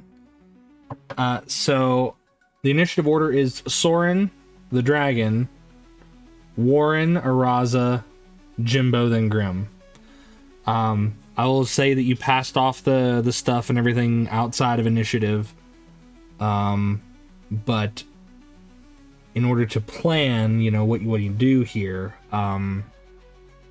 Sorin, you're up.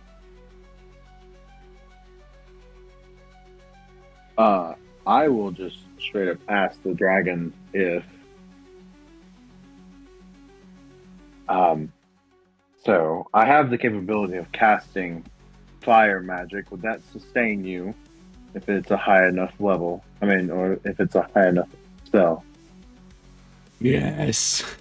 Yes, and it starts to like kind of lurch forward, and again you can tell like it's scooping up ash from the ground, like from some of the burnt trees, and things, and it's like throwing it over its body the way that an elephant might splash water or mud on itself to keep itself cool. Like it's doing that with this ash to keep itself warm. And you are going to promise, or not really promise, but you're going to let us go afterwards, correct? You will make me warm, and I will do what I must.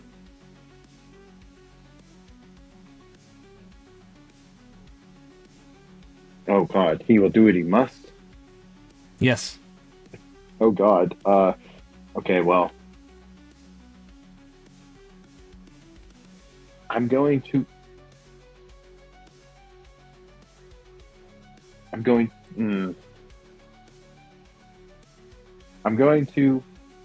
hold the spell Fireball.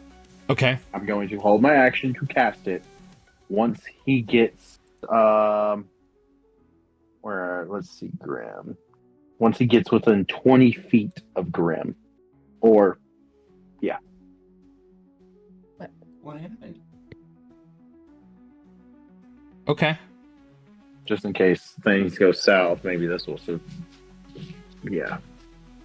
will satisfy him. I don't know. Okay, so what we're doing is basically when he gets within 20 feet of Grimm, you're going to cast Fireball. Pretty much. Okay. Oh, wait. What's Oh, wait? Jesus. What? Would that 20 feet involve Grimm in the blast? What's your blast radius on Fireball? I think it's 20 feet. I mean, technically you could aim it further back on the dragon because it's a larger creature, and then just miss him. Yeah, we'll do that. Okay. So that being said, it's the dragon's turn if you're going to hold your action. Oh God, I have no freaking idea what I'm gonna do. God bless it. All right, dragon moves here, and it's on like all fours. Its wings are not incapable of carrying it. But it is within your range, so if you want to cast your spell before it does what it does, go ahead and do that. Oh my God, this is not going to work. But okay, sure. I'm gonna cast Fireball. Okay. I'm so freaking scared. Ooh, that's good.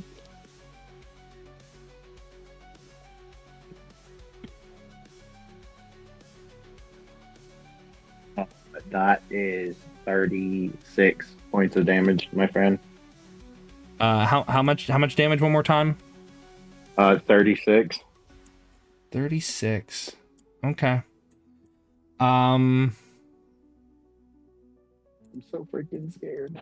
Let's see. There's cool effects that we can have, like a burn.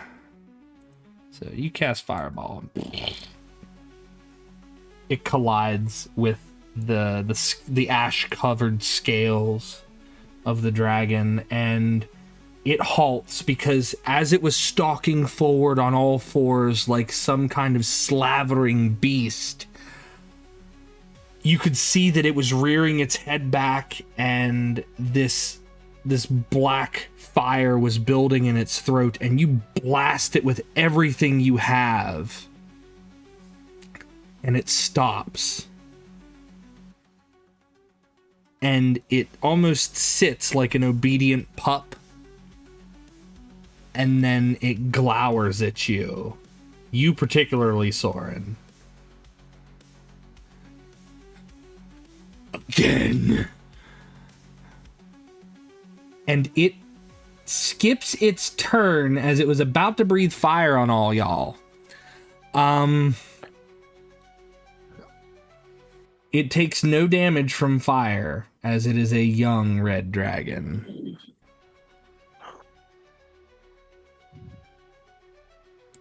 And that brings us to Warren. Oh my god.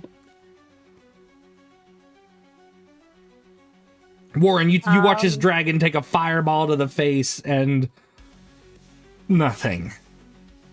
All it's done is cleared off some of the soot and ash from its scales. And you see the vibrant crimson beneath. Oh, I think it's... I've seen this before with one of my neighbor's dogs. Where we just gotta give it like a fire flea bath or something, and it should be fine. Fire flea bath? Oh my god. Okay. Okay. I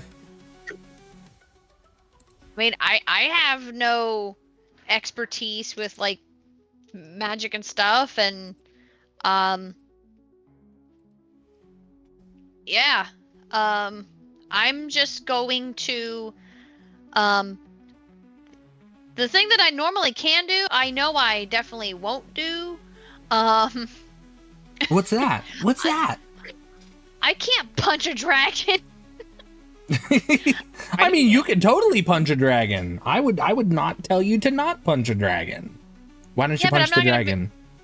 I'm not gonna punch the dragon. I'm just going to. I'm gonna hold my action and just. Okay. Kind of just see how the tide rolls with this. Okay. What's Rusty and Vasilka doing? Oh, that's also very good. Let me pull them onto the stage here.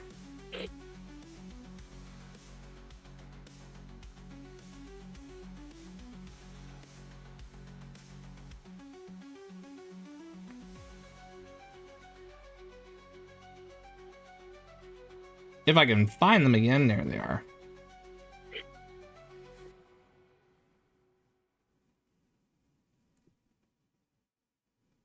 Okay, so we have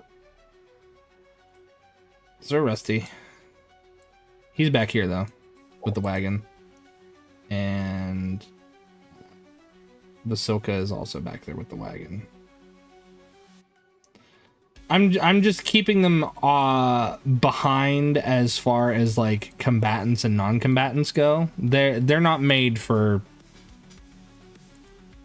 They're not really made for fighting, but they can fight when they need to because, you know, obviously Rusty will defend what he needs to defend and Vasilka will fight back if told to. But that is where they are.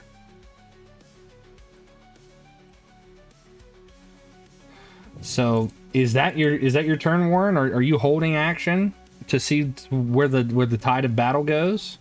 Yeah. I just want to see how things kind of pan out and okay. Just go with it. Araza. Fire, you say, huh? Mm-hmm. Do you think radiant damage would work? Araza says that out loud. And she's going to cast a first level guiding bolt at it. Okay. Roll to hit. Yep. Does a 16 hit? 16 does not hit. AC is 18. Okay. So you cast a guiding bolt and it hits its scales and it just clears off a patch of ash and soot, and it rustles and rumbles its body, and it's almost as if it's felt a shiver, like it's been subjected to cold. Okay. But no damage. So, anything else? Let me see.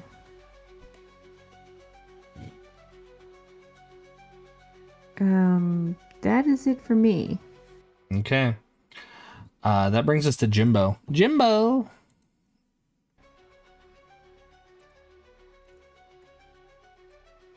So I have these I have this alchemist fire here, and I'm just gonna throw it at you. Is that fine with you? Burn with me! Burn with me! and he's like twitching. Oh, yeah, no. Change of plans. I don't want to burn with you, though. I just kind of want to burn you. Okay. So Jymbo is going to stick with the plan and try to get up the cliff face the best he can. Okay.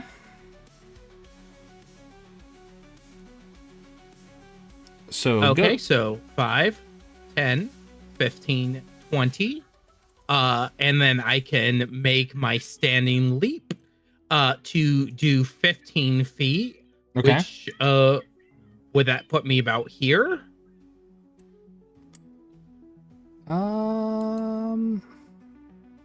Did you move your token? Oh, there you go. Sorry. Yeah. Yeah, that would put you about there. That's about right. And then I have 20 more feet of movement. How does that work with climbing in combat? So you don't have a climbing speed. So you would move at half speed. Or half of your remaining speed to continue to climb, since you don't have a climbing speed. If you had a climbing speed, then you move, your base movement. But other than that, it's about half. It's the same with like swimming. So if you don't have a swim speed, you move about half.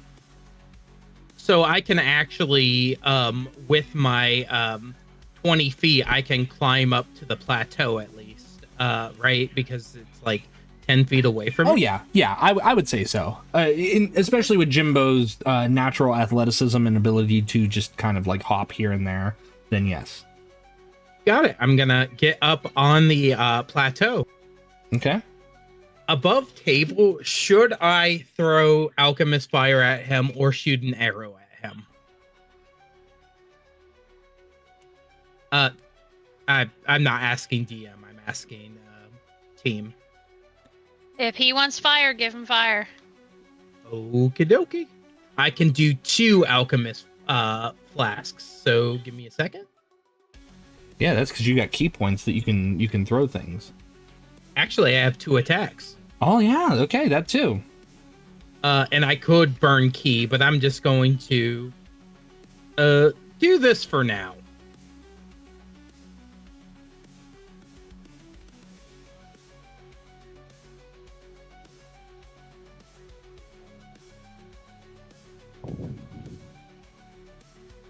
Okay, so sorry, I actually had to add them to my inventory because I didn't have them before. You're good.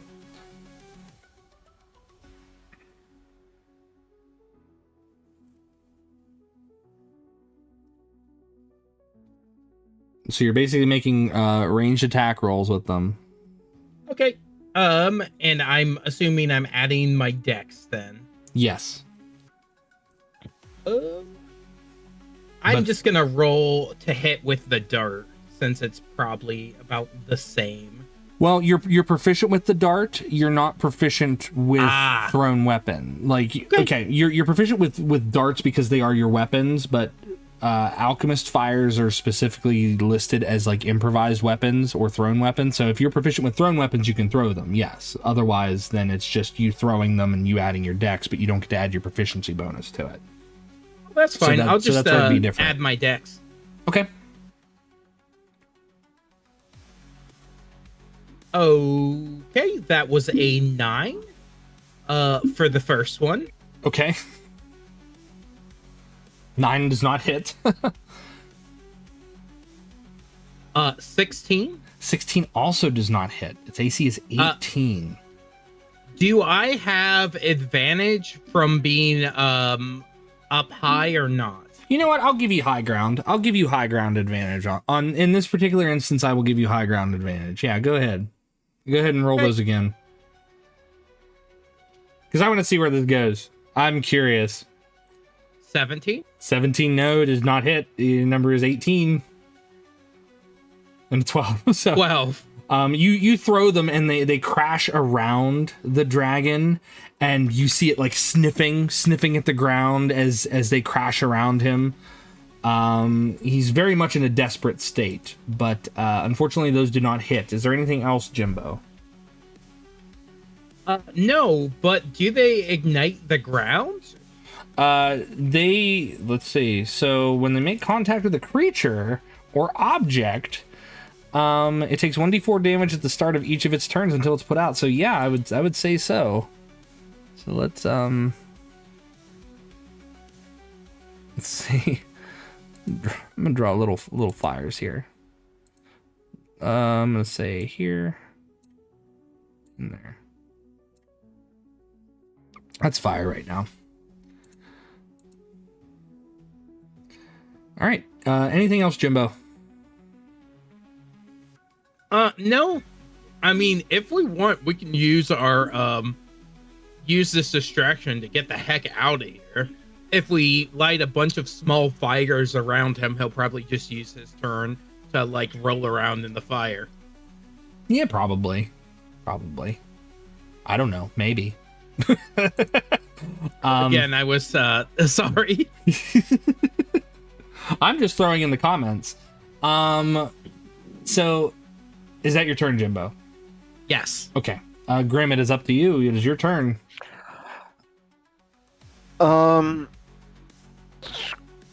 Screw it. I'll throw one of the alchemist fires at it too. Okay.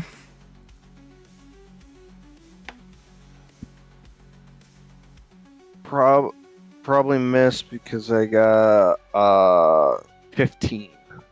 Because I had the dex, right? Yes. 15 does not Yeah, hit. I got. Okay then.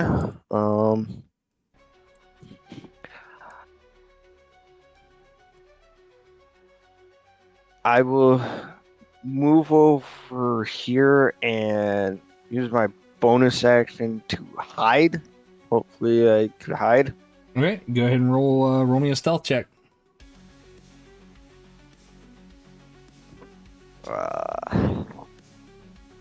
25. Okay.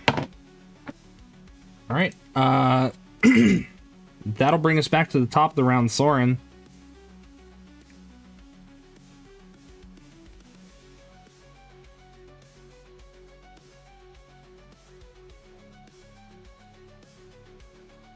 Also, Sorin, if you're talking, I can't hear you. I apologize.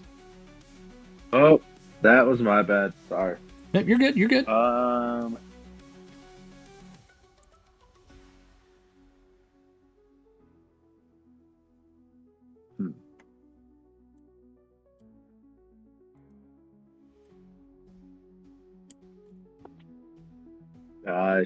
Yeah, sure. I'll cast another fireball. I'm not really too sure what else to do, but yeah. Okay. We'll cast another fireball. Ooh, that's oh no.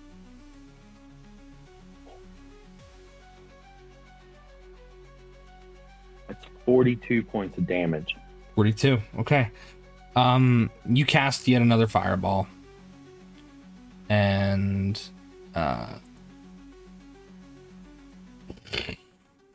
it collides with his scales once more, and this one blows away all the soot, all the ash, and you see the vibrancy, or the once vibrant red scales of this dragon, and it takes the full brunt of it, and it stares at you for a very, very, very long moment there, Sorin. And it slowly moves forward. Its body twisting like that of a serpent. And it draws ever closer. Like right here. And it stares down at you and says, "The bag. Give me the bag. You can go."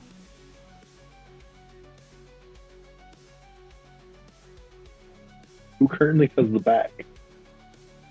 That would be Grimm. I will Oh, by the way, I don't break eye contact with this dragon. Like, Oh yeah. Okay. clearly, like, I don't, and I'll kind of like, well, heck far. Actually, I have no idea where Grimm is. Never mind. Yeah.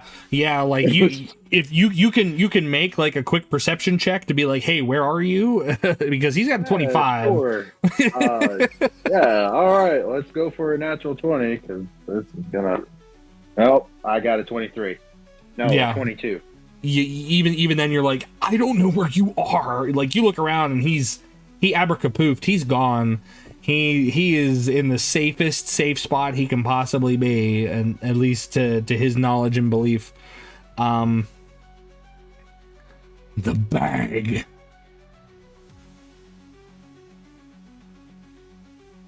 And I won't have to turn you to ash. It's so cold here. So very cold. And he's just like twitching.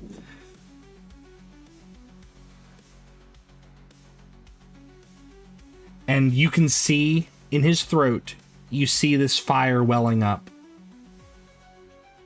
And you're pretty sure that if he's not given what he wants, that his next turn, he's going to ignite everything that isn't him. Oh, fantastic. So do you do anything else on your turn other than cast the fireball? Well, I don't think I have any bonus actions, so no, I do not. Okay. The dragon waits. It is readying his breath weapon. That brings us to Warren. Warren, you see this dragon draw up on you guys, and he's ready to breathe fire on you come his next turn. What do you do? Do I know where Grimm is? You can make a perception check to find him.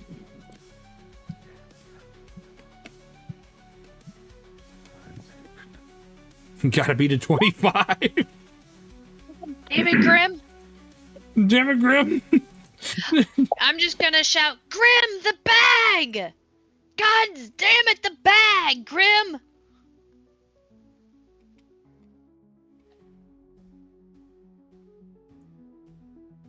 Do you do anything else, or do you wait to be immolated? Because he's going to breathe fire. If Grimm decides to not give them the bag, okay, then you know that this is the fate that is going to befall you.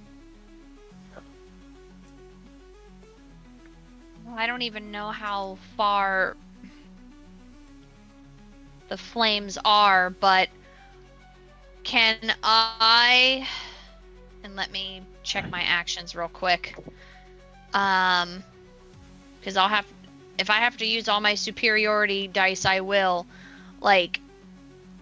And you can tell me what I need to do and what I need to roll, but, like, I'm just going to, like... I'm gonna do... Like, after I shout, Grimm, the bag, God damn it, the bag, I'm going to turn, and as I'm running, I'm going to get Vasilka, and I'm also going to tell Rusty to, like, it's like, Rusty, you need to run as fast as your metal legs can take you. Okay. And I'm just going to, like... Hold on. Yeah, I'm just going to, like... Oh, come on. Clicking the wrong thing. Like, I'm gonna run, and, like, I'm gonna go to Vasilka, and I'm like, you need to run, like, as fast as you can. And I'm going to, like... book it. Like, I will do my action surge if I need to. Like, I'm just going to get out of there like a bat out of hell. Okay, so... And, oh shit, where's Tom in the wagon? Fuck! I'm gonna assume the wagon's back this way. I'm just gonna assume it's back this way on the trail. Okay, but I'm just like, we gotta skedaddle, we gotta go, it's a fucking dragon, we gotta go. Okay. So are you putting Vasilka and Rusty in the wagon? Or just Vasilka? You said the wagon was back that way. We're just gonna fucking run. We're gonna fucking book it. Like, Okay. wagon, like, if as long as, like, is Tom in the wagon, like, further back out, or are we, like, all along together? Like, I need to know. This is a battle map, so if you decide that you're going to run off of the map, you can run off of the map and then get to that. But if the dragon is not taken care of, the dragon might pursue. That is within common knowledge. It is a large predator that is craving something that you have and will probably not rest until it gets it. Well, I know it wants the bag, and Grimm has the bag, and if Grimm doesn't listen, then it knows that it knows that somebody's got a bag somewhere, and it's like... All right, so feel free to move yourself down this way, so that way I know that you're, like, not in the immediate vicinity, and I will move Vasilka and Rusty. But is that your turn? Yeah, if Tom's further off, like, we're just like, no, we're gonna go. Like, he's not that much further off. Like, you can get, basically, okay. I'm saying you can get to him. You can get to him from here. Araza, it is your turn. Araza asks, "What bag?" As she will disengage and move. Okay. Yeah. Very good. Yeah. Okay.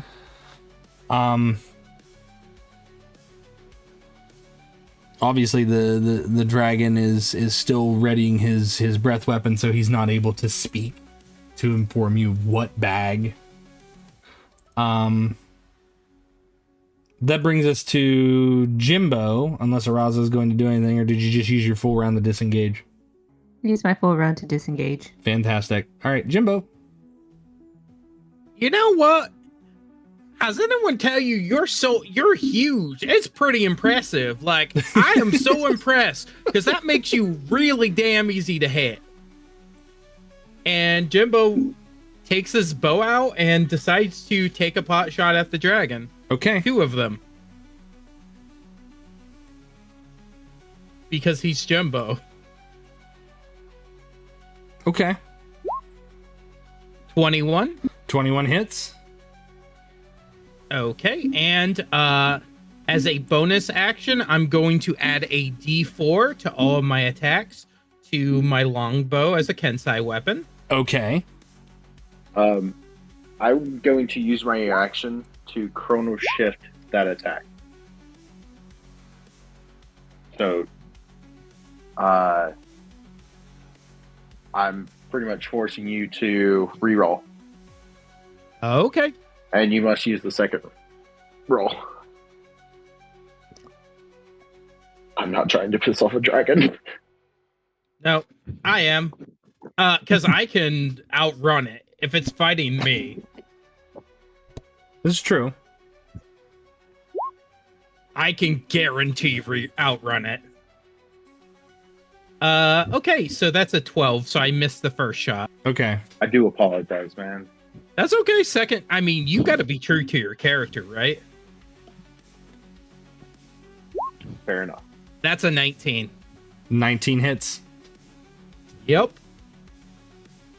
But he can only chrono shift one of those, so... So that is 8 plus...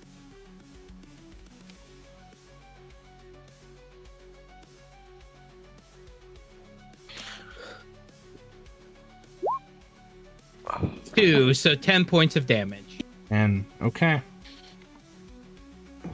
Your arrow strikes true and finds a soft spot in its scales, and it lets out a very irritated grumble.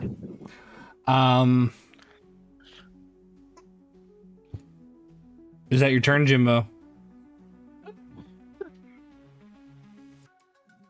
You know what? I'm gonna go ahead and run backwards. About 40 feet. Okay.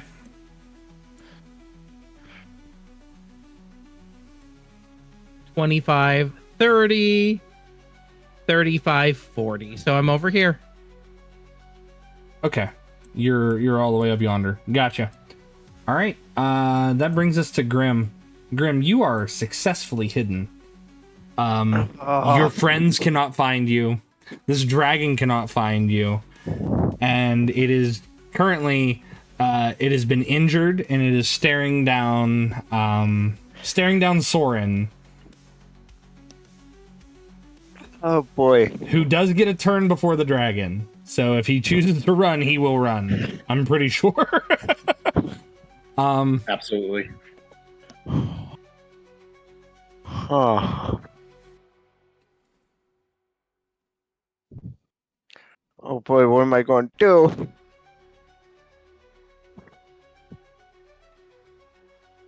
I don't want to give up the bag because we got a lot of money in there.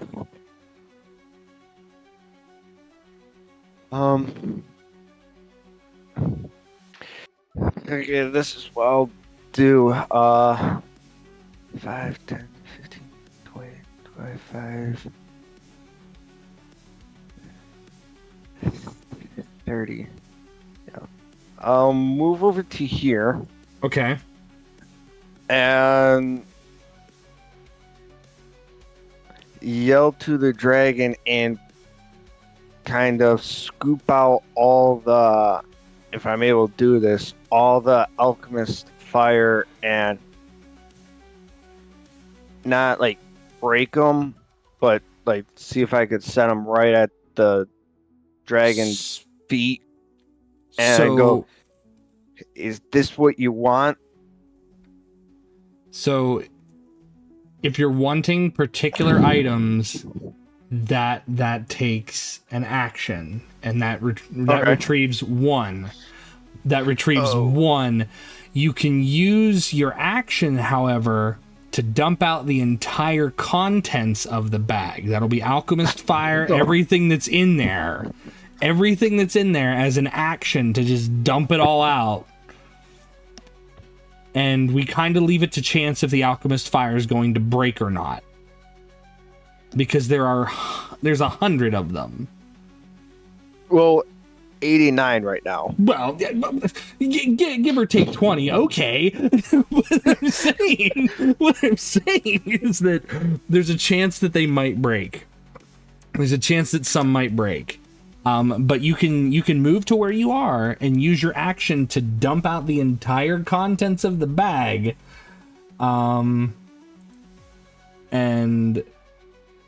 And we can hope for the best, but that's the only way you're going to get all of the alchemist fires out in one go without doing one individually each time.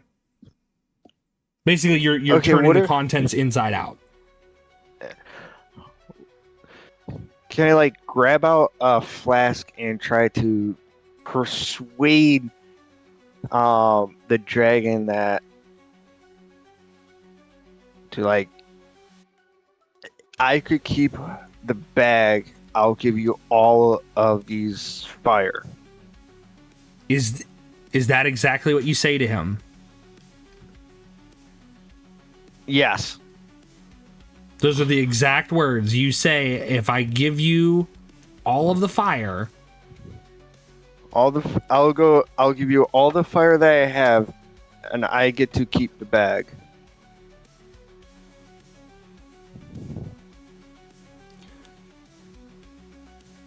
go ahead and make a persuasion check with advantage, because you're showing off one of these alchemist fires, right? Yes. Okay, go ahead and make a persuasion check with advantage. Okay. 13. I'm also going to roll one of my where is it? Psychic energy dice. Okay.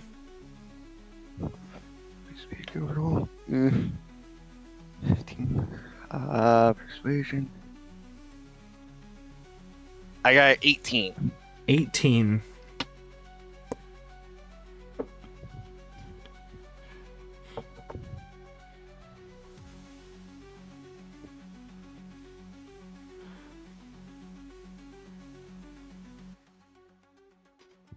So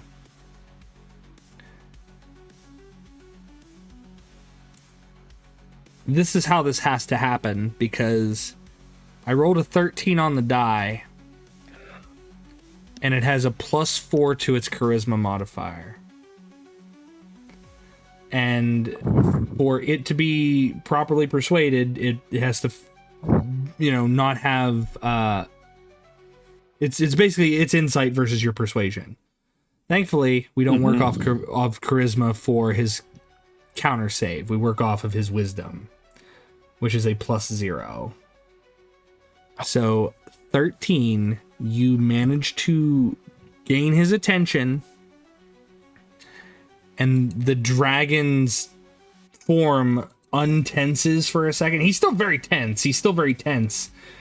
But you do that on your turn. And now it is Sorin's turn. Sorin, the dragon, is effectively distracted. What do you do? Well, I'm going to say in Draconic, it's a very good deal. And at that point, I'll give it a wink and cast Misty Step. Okay. That's very smart. That's very, very smart. So, how tall is this ledge? That particular ledge is about 40 feet up. Okay, well, I'm going to vamp up 30 feet. So, Okay. Is right there okay? Yep, that's fine. That's perfectly fine. Oh. And then I'm going to climb up the rest of the way. Okay. And then I am going to... Oh, God. I'm going to hold a poison spray if hostile actions are taken against Grimm. Okay. So... let me just cast it. So it takes bam. Boom.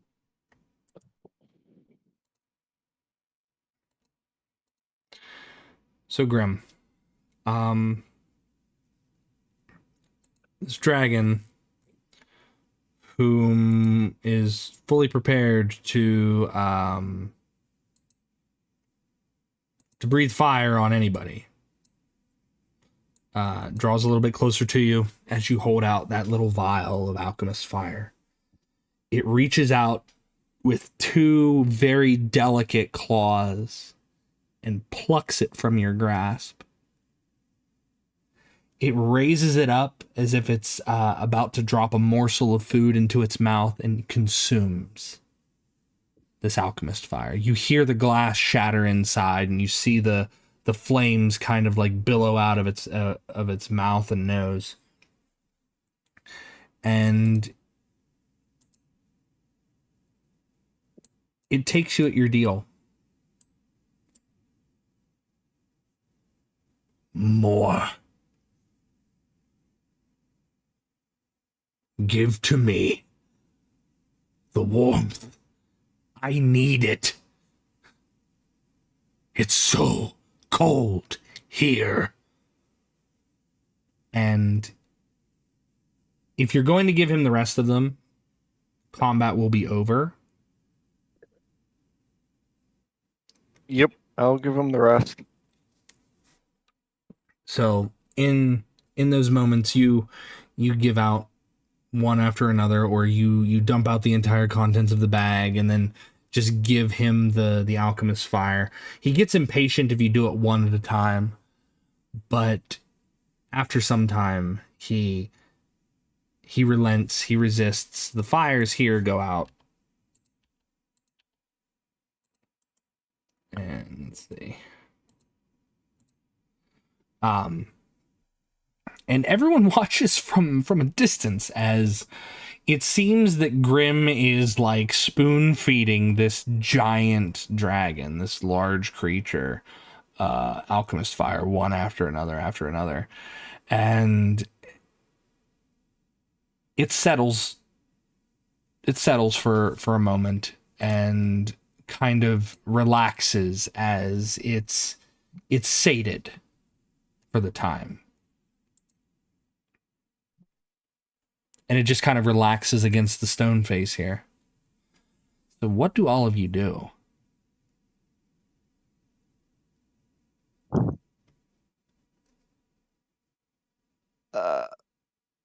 Let's go s- now. I still continue to move away from it. Okay. Oh yeah, I'm not trusting that thing. Ain't no way I'm going back in there. Yeah, absolutely not. But it's laying in the middle of the road. How are you going to get around it? I will ask the dragon if you could give us passage to continue on with the road. It looks at you for a long moment there, Grimm.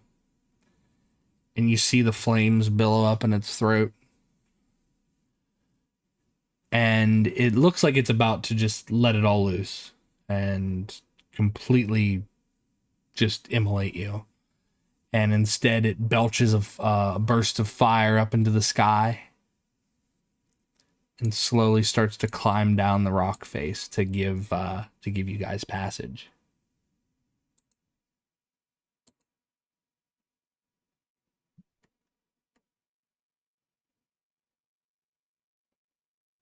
I'll signal to Warren to bring the cart up as I'll just continue watching the dragon and kind of be as much as I can, be a buffer between the dragon and Warren and the cart coming past. Okay.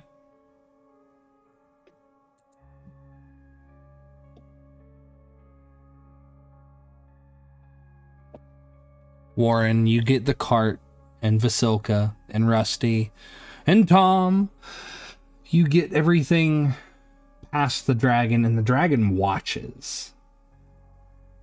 Its chest kind of heaving, its body craving more warmth, more heat.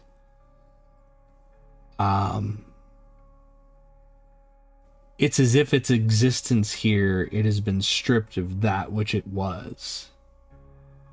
And you can see that the look on its face and its body, the way that it carries itself, as it is so desperate for the need to be warm.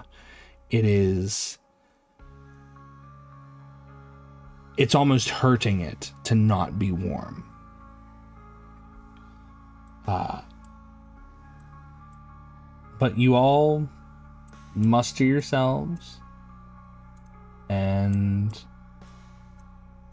Silka and Rusty go with Tom and y'all. And you continue back to the road.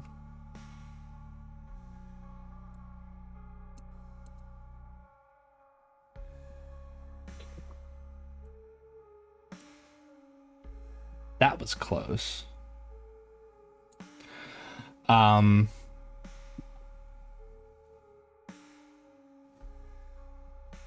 Within a day or so, you make your way to the outer gates of the small town of Valaki. And that also needs a music change. So let's work on that too.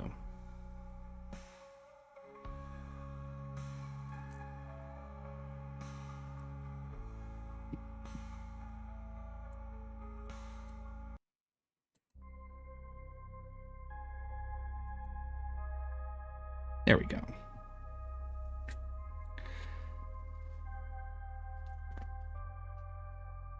The Old Svalich Road. Ooh. Things falling over in the wagon, apparently. It meanders into the valley, watched over by dark, brooding mountains. The woods recede, revealing the sullen mountain burg, surrounded by a wooden palisade. Thick fog presses up against this wall. as though looking for a way inside, hoping to catch the town aslumber and wrench them from their restful sleep. The dirt road ends at a set of sturdy iron gates, with a pair of shadowy figures standing behind them. Planted in the ground and flanking the road outside the gates are half a dozen pikes, with wolves' heads impaled on them. The wall itself is about 15 feet high. Vertical logs held together by thick ropes and mortar. And each log has been sharpened to a point.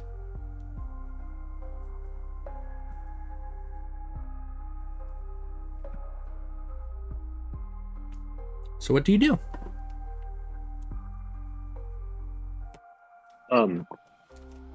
How long did it take us to get to the town? About a day or so. So you're looking at about afternoon by the time you get here. So would we have rested Yes.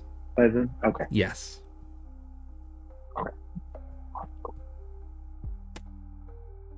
But with the idea that there might be a dragon on your tail, it wasn't like you got the benefits of a long rest, but it was like it's like, hey, I need to keep watch. There might be a dragon after us.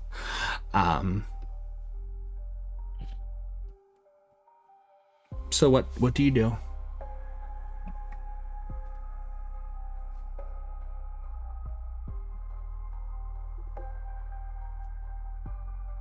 I'll head up to the gate and see if they'll open it for us. You look at the two shadowy figures, and they are two guards armed with not spears, but pikes. And as you get closer, they say, "That's far enough! That's far enough!" And they poke the tips of the pikes through the gates to kind of keep you from getting too close. What's your business in Vallaki? We're here to get some supplies and then continue on to Serpool. Just making your way through? Passing through? We're going to stop and get some supplies as our way through. Supplies not given to the Vistani, are you? They're not welcome here. You're not Vistani, are you?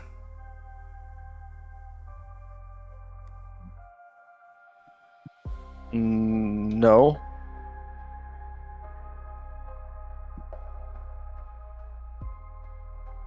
The two guards kind of look to one another, and then they mumble something. Staying long? Just passing through, you said. Grabbing supplies? Yeah. What you need at the pool? What you need at the pool?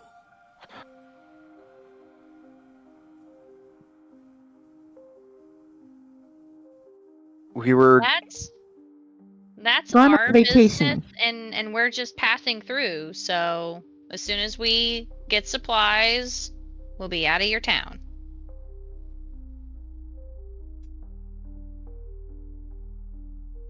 The guards mumble something to each other again, and eventually they open up. The iron gate is parted, and you're allowed within the city walls, the village walls, rather.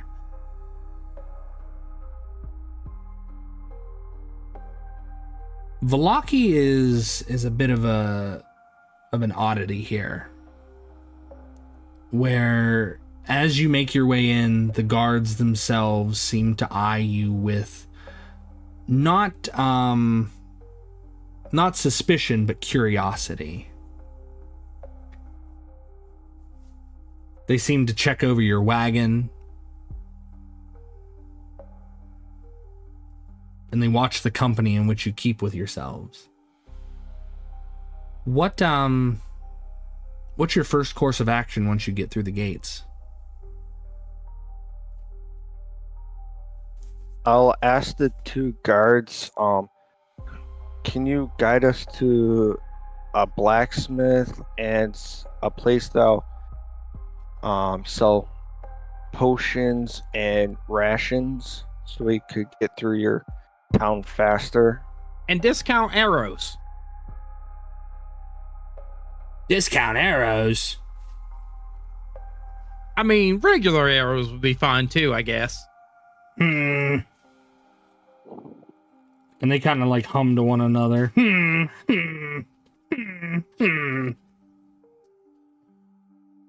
Whatever.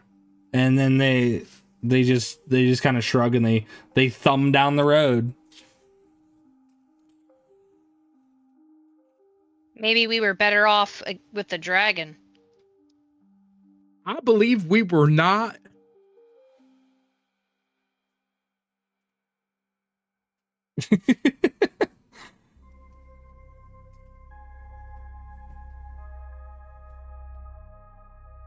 So you make your way down the street.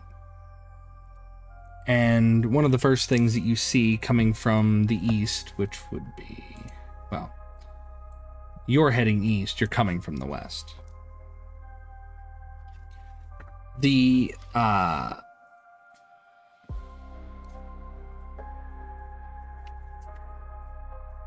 one moment. There we go. Okay. You see that there is a church off to your left. It's a slouching centuries-old church.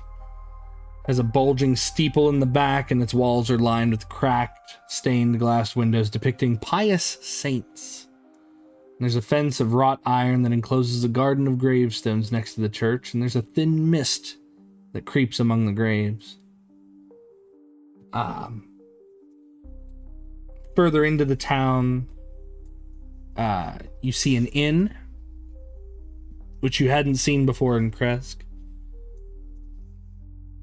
Beyond the inn itself, you see the burgomaster's mansion. Beyond the burgomaster's mansion, and I'm just assuming that you guys are taking kind of like a little touristy route through the area to kind of gauge where you can get your provisions and your supplies. Yes. Yeah. There's also a small noble house. Let me note these as we go through here. So there's the church. There is the burgomaster's mansion. There's the inn. There's also another small noble house up here. That's again, it looks to be kind of run down, but it is still housing people. But at the far end of town is the stockyard, where a lot of provisions and whatnot can be purchased. There are wagons of different sorts, different stalls and booths. That would be where you'd be able to get a lot of your goods. Beyond that, over here, the coffin maker's workshop. All of these buildings are the orange-topped buildings, by the way. These noteworthy buildings are the orange-roofed ones. It makes it easier for you guys to navigate. So there's the coffin maker's shop. And interestingly enough, here is a toy shop.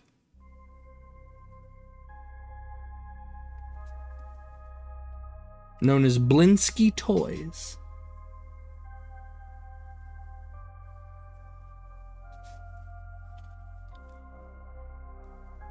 So where do y'all head first? I say we check out the toy shop. Yeah, for sure. I need to see if I can get that bear repaired. That's right, you do have a bear. The little rabbit, isn't it? Oh, I'm sorry. Yes, it's a rabbit, not a bear. So is that where you wish to go?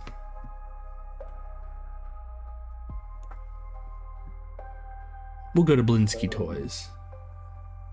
Unless there's something else you'd rather do. Or should we go say hello to the Burgermeister first? Didn't the Burgermeister from Kresk mention something about us? Like, did we have to relay a message?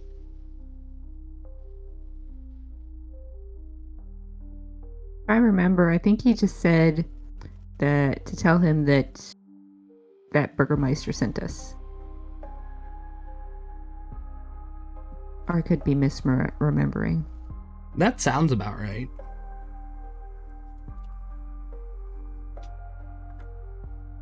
But if you wish to do that, the Burgomaster's mansion is right here. And the toy shop's right there. So you could go to one and then the other. Okay, we'll do that. We'll stop by the toy shop and then go say hi to the Burgermeister. Okay, perfect. Unless anybody else in the group says no. I mean, I'm fine. We should probably introduce ourselves, but if I recall, he's kind of crazy. Yep. Yes, he is. By the way, did we put the mask on Asilka or no? I don't know if you did or not. That is a very good question.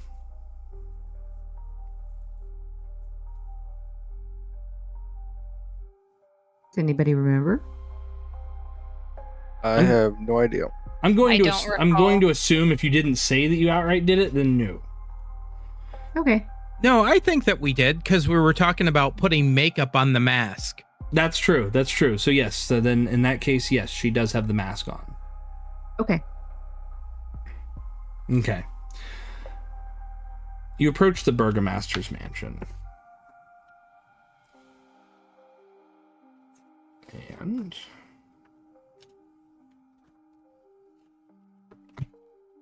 all right. The mansion itself has walls of plastered stone that display many scars where the plaster has fallen away from age and neglect.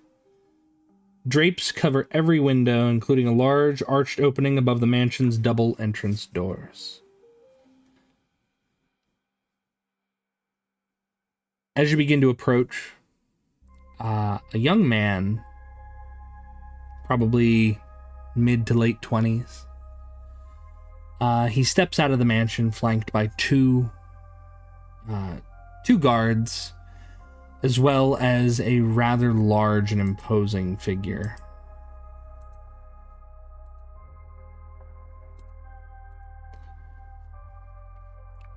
Not Ramsay Bolton, is it? He steps out and takes a look at you. It's not Ramsay Bolton, but now I feel forgot that. I feel It's compelled. uncanny. I feel compelled. He takes a look at you and says, "Oh, yes. Welcome to Vallaki. Have you come for the festival? It's quite good. All is well in Vallaki."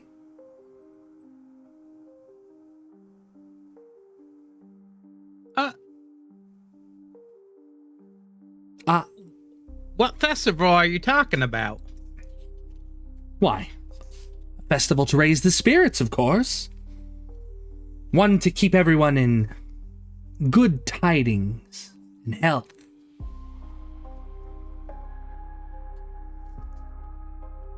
We hold these festivals fairly often. You see, I'm doing what my father would have wanted.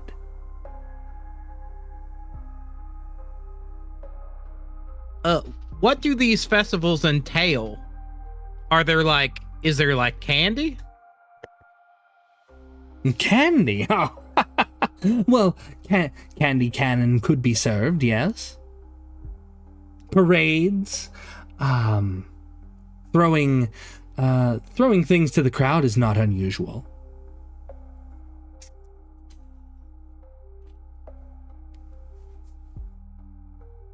You know what? You sound like a fantastic person that throws a great party. I'm sure that it would be lovely. And Jymbo just kind of backs away from him slowly. Well, it would be my first time handling this since my father's passing. How many days is your festival? Oh, it lasts all day. We do at least 2 or 3 a week. Oh, so it's a weekly festival, huh? Of course, the Wolf's Head Jamboree. At least, that's what Father called it. Has it always been called this? Yes, it has. You see, there are wolves that lurk in the woods, and it's sad to say that sometimes wolves lurk among us. But in order to keep them away, we've put their heads on pikes. Surely you've seen on your way into town, travelers. But don't worry. It will be the greatest celebration of all. I plan to outdo my father in what he's done. It's to be fantastic. All is well. And don't worry, pikes and wolf heads will be provided to you if you choose to stay. That's good to know. Indeed.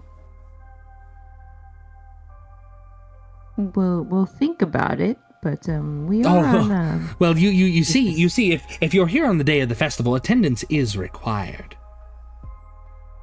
Even if we're just passing through? Oh, well, you couldn't miss the opportunity to take part in a festival, could you? It raises the spirits.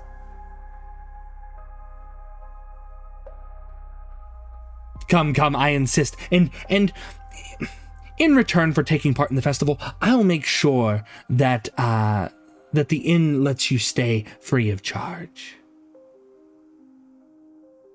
That's very kind of you. We do need to make a stop at the toy shop over here, but maybe we can come find you after. Oh, indeed. You'll not be able to miss us. We'll be in the town square.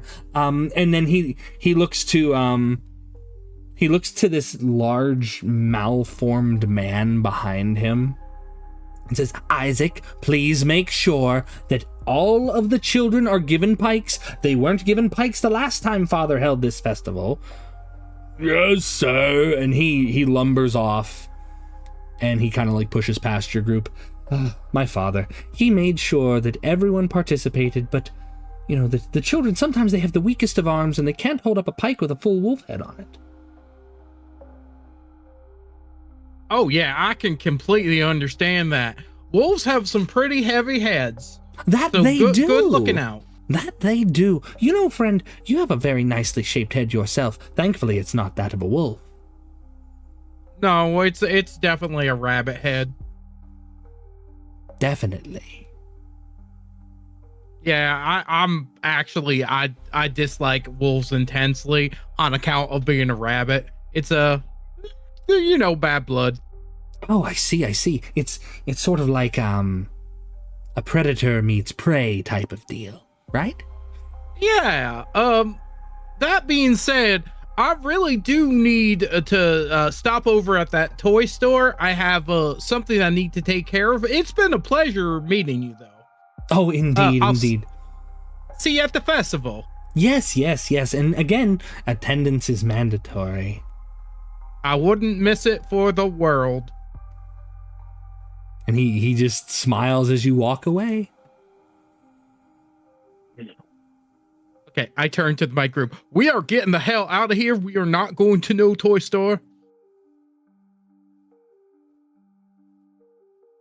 You just want to go to the livery, get our stuff, and go? That man is going to cut my head off. I do not know. No, I'm out of here. Listen, Jimbo's been pretty agreeable for the most part. If Jimbo's freaked out, then yeah, we'll get going. Yes, I agree with you. I'll just ask the burgomaster, do you have a blacksmith and someone that sells like rations and like healing potions?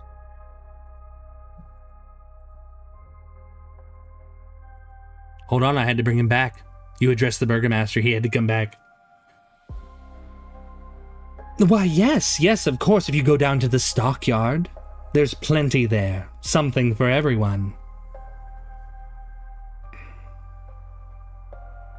Okay, thank you, and I will join the party leaving.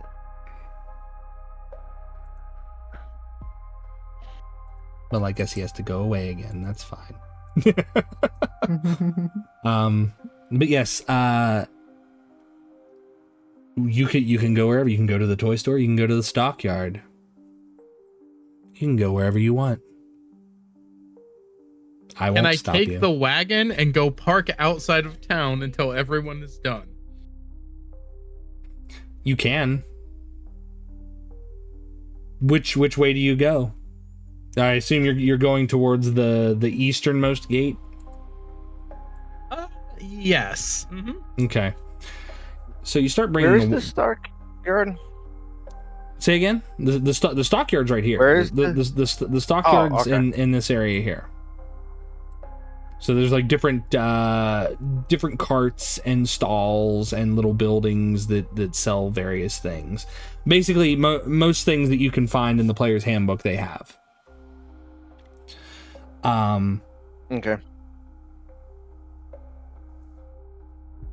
But yeah, if you're gonna follow the road through, this would be the road through to go towards like the Sare Pool or any other areas past Valaki.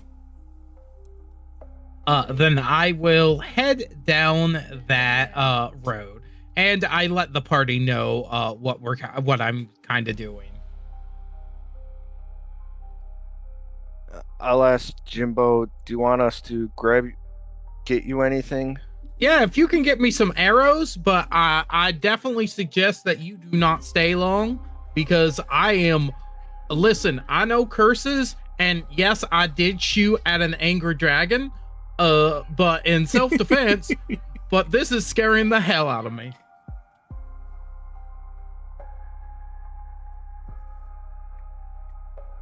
So, Jymbo, you take the wagon. You take Tom, and I assume Rusty and Vasilka also? Or do you guys keep Vasilka with you?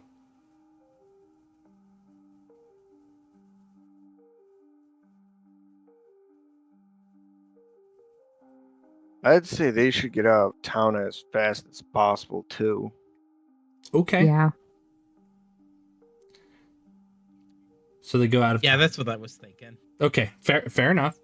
So that leaves Sorin and Warren and Grimm and Araza. What do the four of you do as Jymbo basically absconds with the wagon to a safe distance of getting to keep that which is attached to his neck? Well, I look at the rest of the group and I'm like, I will keep Jymbo company.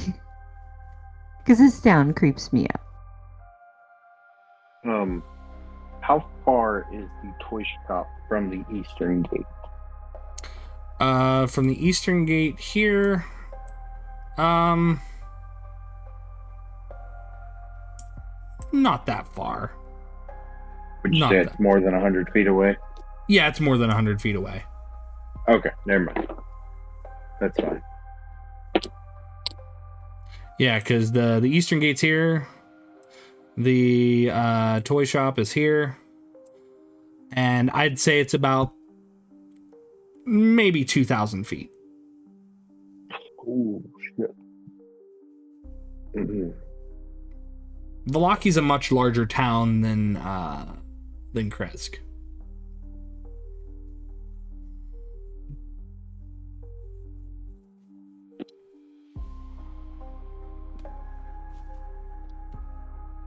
I'd just say let's just go to the market and get what we need and go.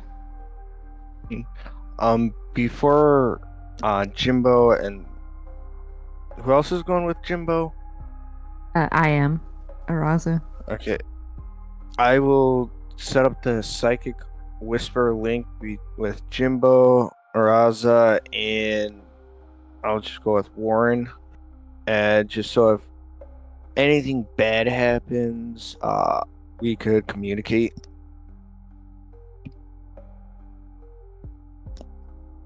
Okay. Okay. And it'll only last an hour.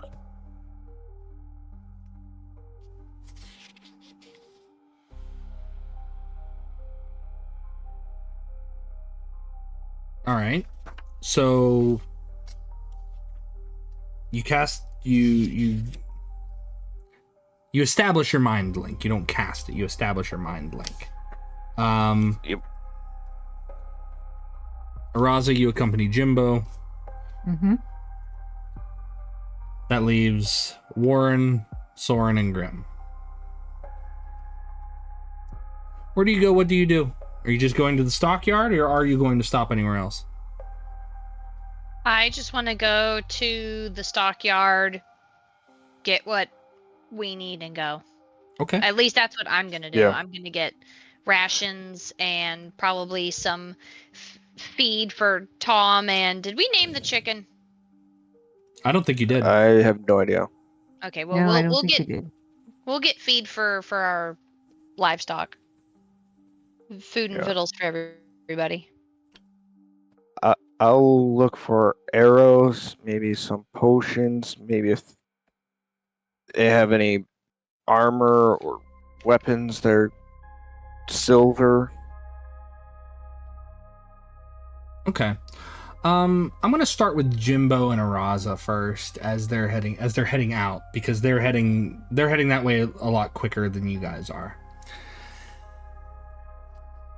You pass through the town square on your way to the easternmost gate.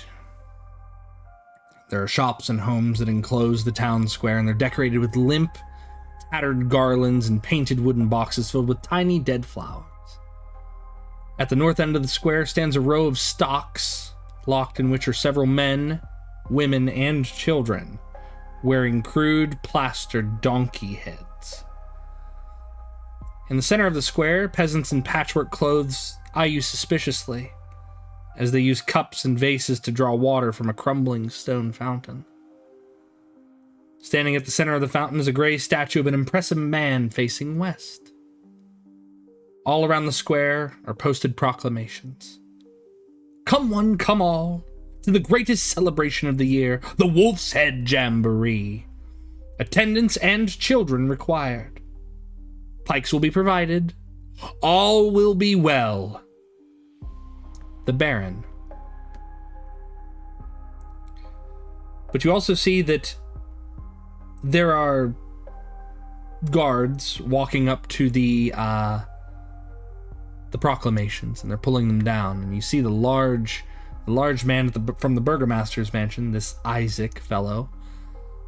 He's also tearing down some of these proclamations, and they're putting up new ones.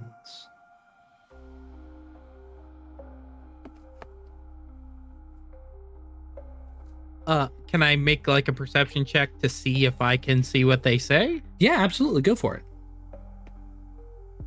Because if it's the Rabbit Head Jamboree, that's gonna be That's gonna be the biggest. I'm getting out of here quicker than anything. You know that dragon that we ran away from? I'm gonna run away twice as fast. yeah. 25. 25. It says, "Come one, come all, to the greatest celebration of the year, the festival of the blazing sun. Attendants and children required, rain or shine. All will be well. The Baron."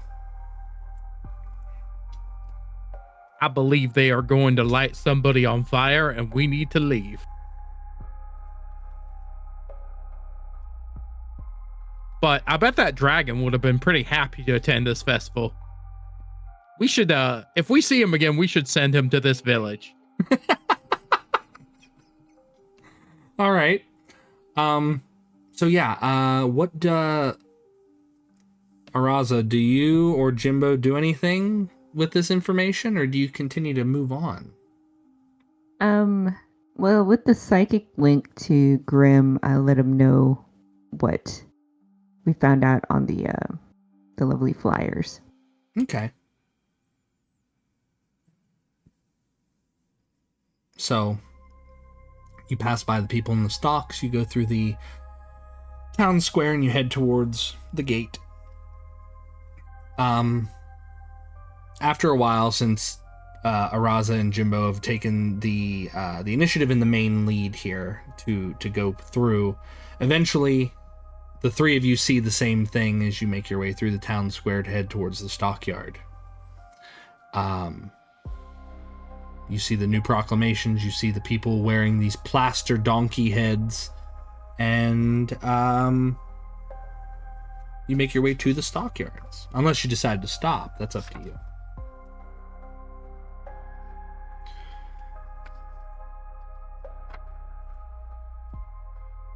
Sorin, Warren, Grimm.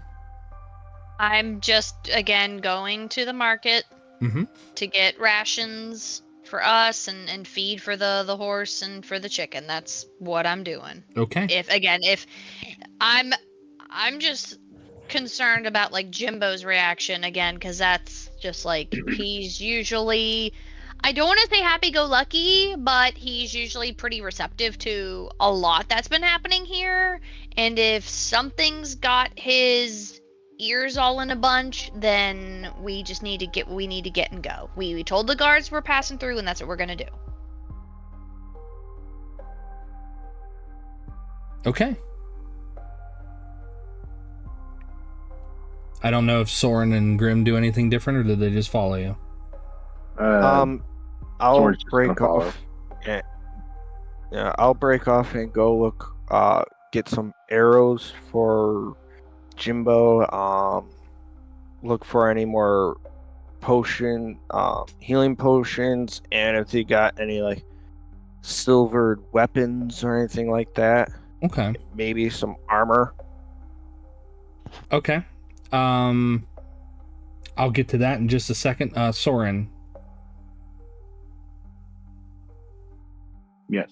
Do you do anything in particular, or are you just following along?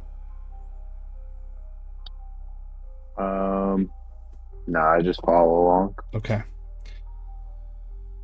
The three of you make it to the stockyard, and it's a large stockyard that has several locked sheds with along its periphery, and it lies adjacent to a roomy warehouse. A wooden sign above the front gate reads, Araza Stockyard. Parked at the south end of the stockyard is a sturdy carnival wagon.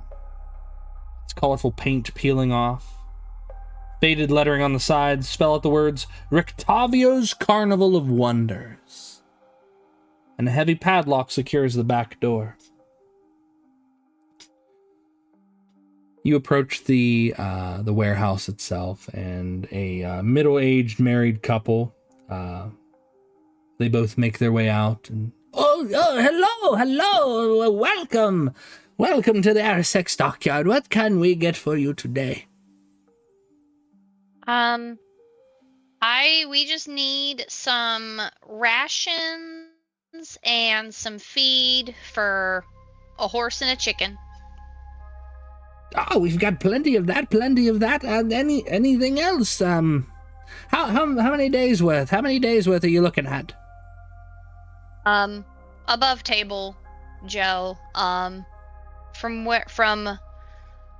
here to where we need to go, the pool. The name's escaping me. It's fine. How many days would that be, roughly? Probably about like 2 days. 2 days on road.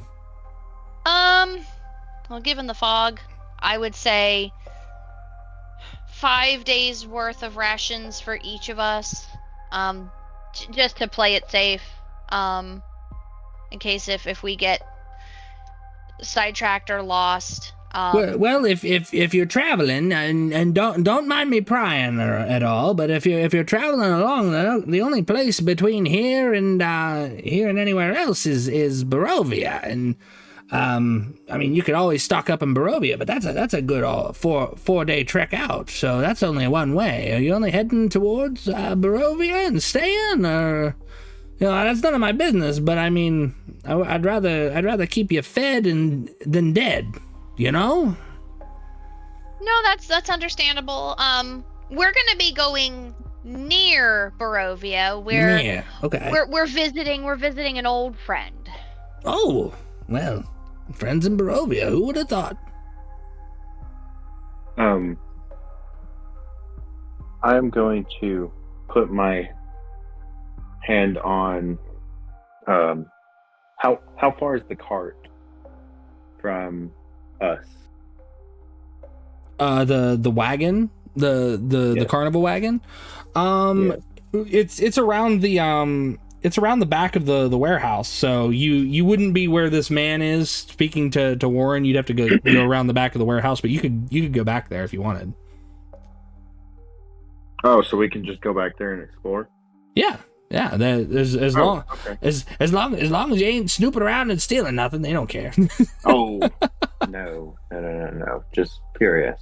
Yeah. Curiosity. So I'm going to walk around to the back. Okay. And as soon as I see the carnival wagon, mm-hmm. I'm going to bamf ghost onto it. And then, using the Find Familiar ability, I am able to look through his eyes. Okay. I am deaf, and I am blind while I'm doing this.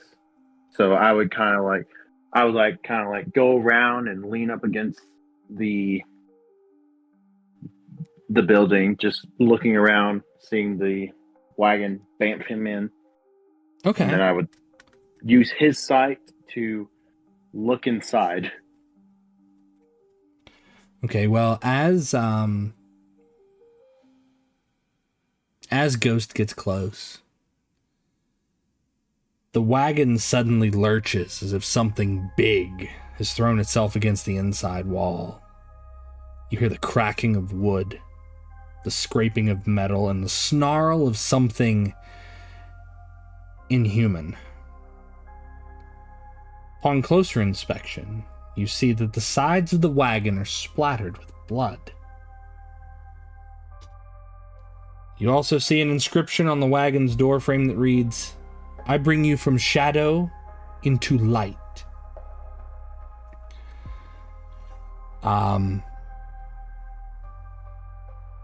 You're having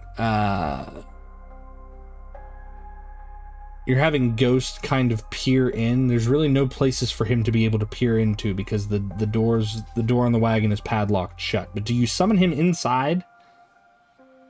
No. Okay. Is there like a window? No.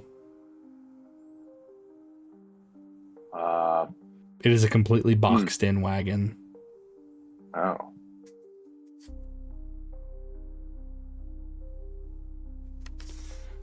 But okay. Well. But because Ghost is specifically feline, Ghost kind of like climbs up to the top of the wagon. He licks his paw and then he starts to clean his ear. And he can communicate to you, correct? Oh well, let's just find out.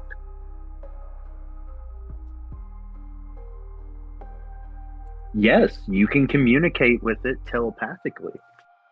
So it tells you there's a big cat in there. I can smell it. It's really big, really large, and Ghost starts to stretch. Ugh. It's angry. It's hungry. Wants something. Can you ask it what it wants? Oh, I could try. I suppose. And you hear it just meow, meow, meow. And the wagon shakes again. And the cat's like, oh.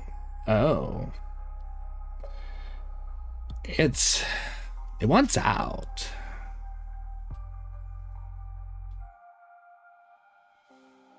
And then he starts sniffing around. He's like, oh, I found a hatch. And he starts pawing at it with his paw. It's on the roof.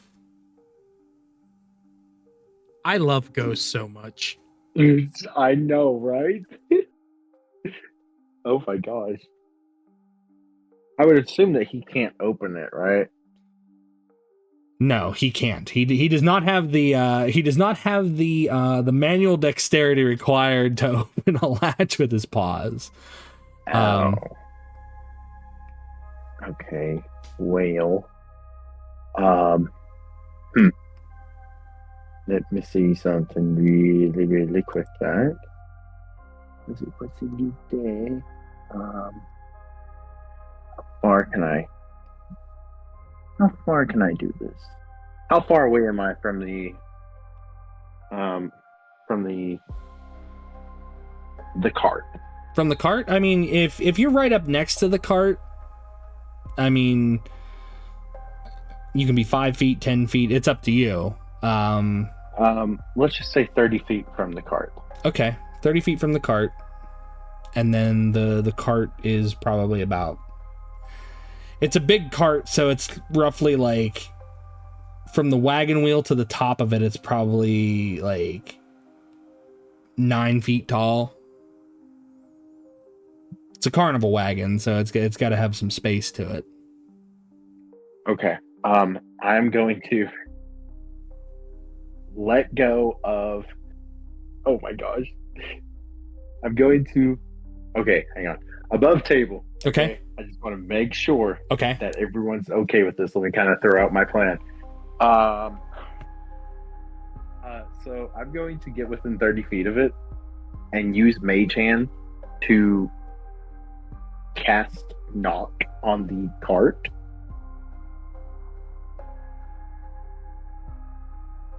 Which will unlock the lock. Yes.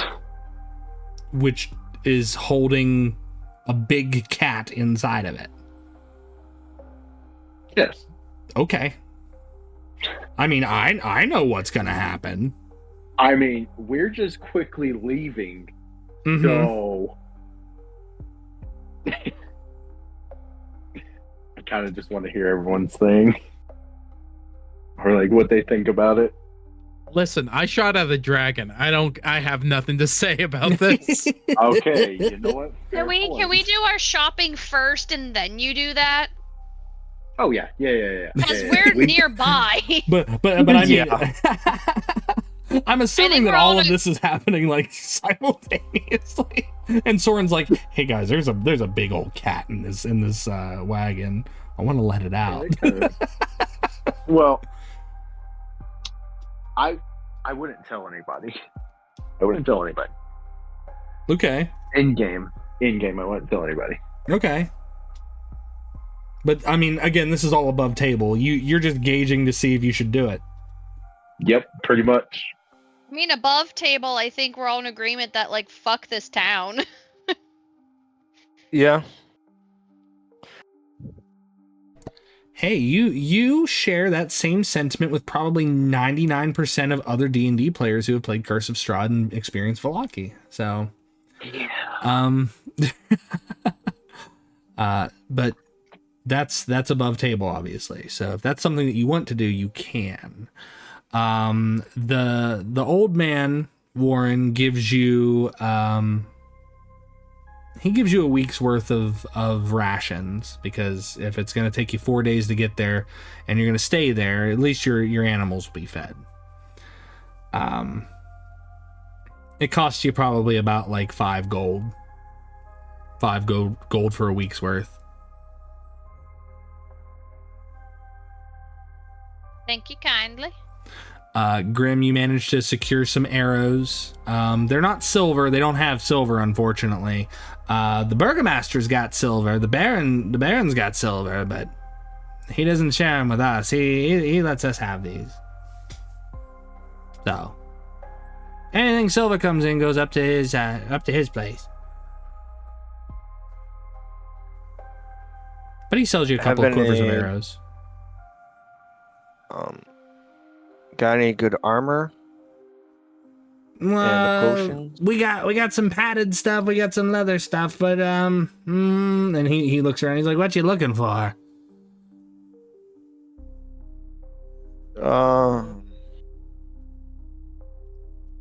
If you only have like leather and padded, I don't think. I mean, I can armor. check. We might have something packed away. I don't keep everything out. No, not too many people come in looking for armor. Yeah. Do you have any potions? No, ain't got no potions. Nobody makes them around here no more. Well, there's that wizard guy. He's up by the lake. He's got all kinds of potions. He don't share them with us, though. He's a little weird.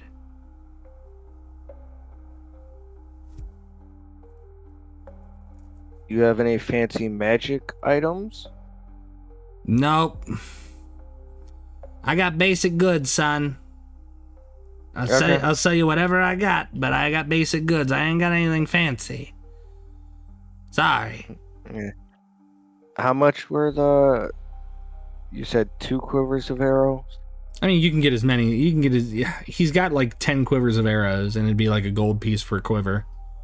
So 10 gold would get you 10 quivers. It's a quiver of 20 arrows. Yeah, sure.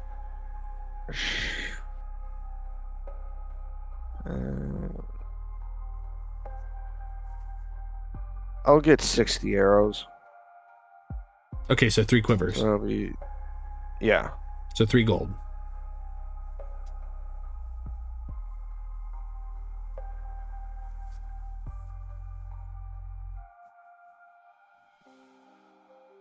Okay, then I'll just kind of start heading out.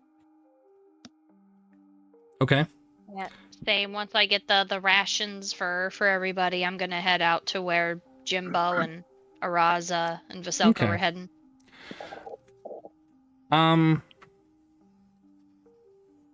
As you start to head out, you hear people in the town square. It seems like they're starting to get ready for the festival. A lot of guards walk past, and they eye you suspiciously as you start to make your way out of town. And at some point, you see the large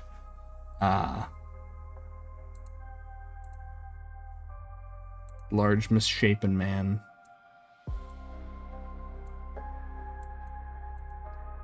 And he carries with him a rather imposing club and a large mug of ale. And he kind of cuts you guys off, Warren, Grimm.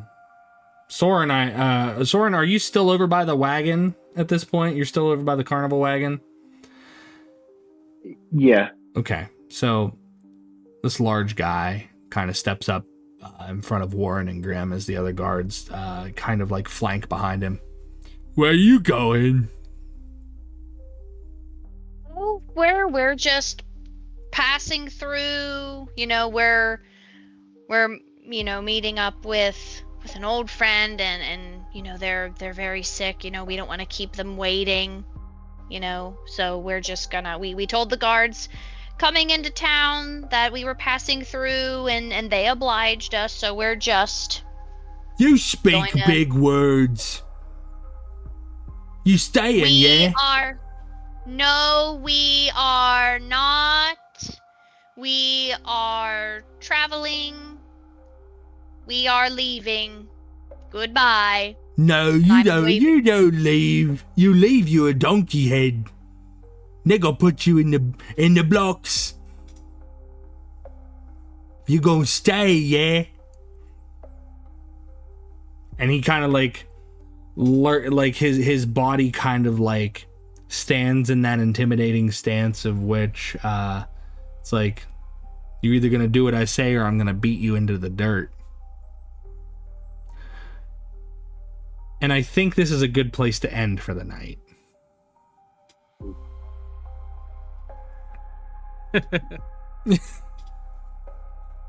So, that being said,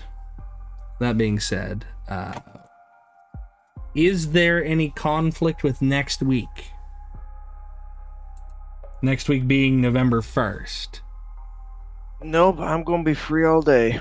Okay. Nothing as far as I know. Okay. Yeah, I'm I fine. should be good. I should also be good as All right. well. Fantastic. So next week we'll get to see if this big guy lets Warren and Grimm leave.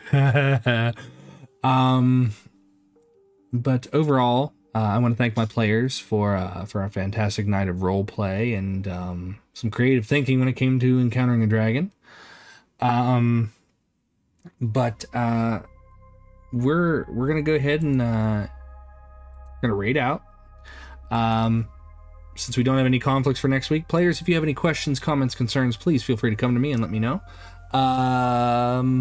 Beyond that, I think that's it for the players, and then I'll go ahead and take care of everything else here. So, guys, do you have any questions for me before we go?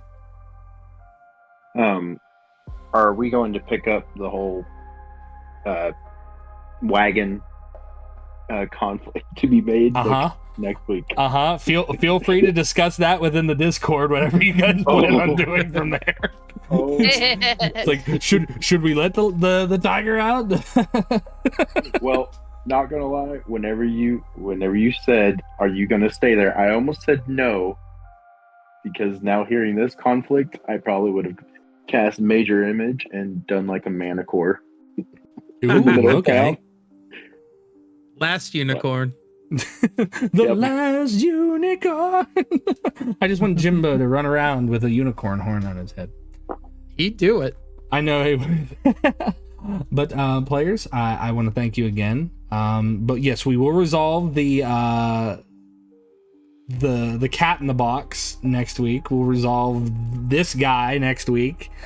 And we'll see what's going on with Jymbo and Araza outside the city of Vallaki. Not Schrodinger's cat, that's for sure. Yeah, right? Or Schrodinger's rabbit, you know? But yeah, so thank you, players. Thank you so much. I'm going to go ahead and mute the Discord so that way I can take care of this here. If you guys have to go, I understand. No problem. Thanks again, and I'll see you guys next week. Thank you. Thank you. Bye. Thank you, Joe. Bye-bye. Bye-bye-bye. They're muted now. So guys, I want to thank my players for a fantastic time. We're going to go ahead and raid out. I don't know who we should raid out into, so let's figure that out. That's always the hardest part of streaming. Let's see. My friend Spunky, she's streaming, so we're going to go ahead and drop in on Spunky. Thank you, chat, for hanging out. I want to thank Nenya for the raid. I want to thank Luna Parker for the follow. Everybody, I know that, you know, normally I'm very active in chat, but in D&D I have to focus on my players. So I thank you guys for sticking out through all of it. So we're going to go ahead and raid into Spunky. If you guys have my emotes, use my emotes. If you don't have my emotes, use whatever emote you have. Just be polite, read the room, and as always, please be polite to the streamer we're about to drop in on. They might be in the middle of something and may not be able to respond to us right away. I'm sure they'll get to us if they can, when they can. If you like the streamer's content, please give them a follow. If you really like the content, give them subscribe. You're not required to do either, but do remember, a follow is free. We understand, but we won't forget it. Good. I don't want you to forget it. All right. So, guys, I might be back tomorrow. I might take tomorrow off so that I can get the VOD uploaded. So, beyond that, please stay safe, eat well, stay hydrated, And I'm going to catch you guys in the next one. Bye bye.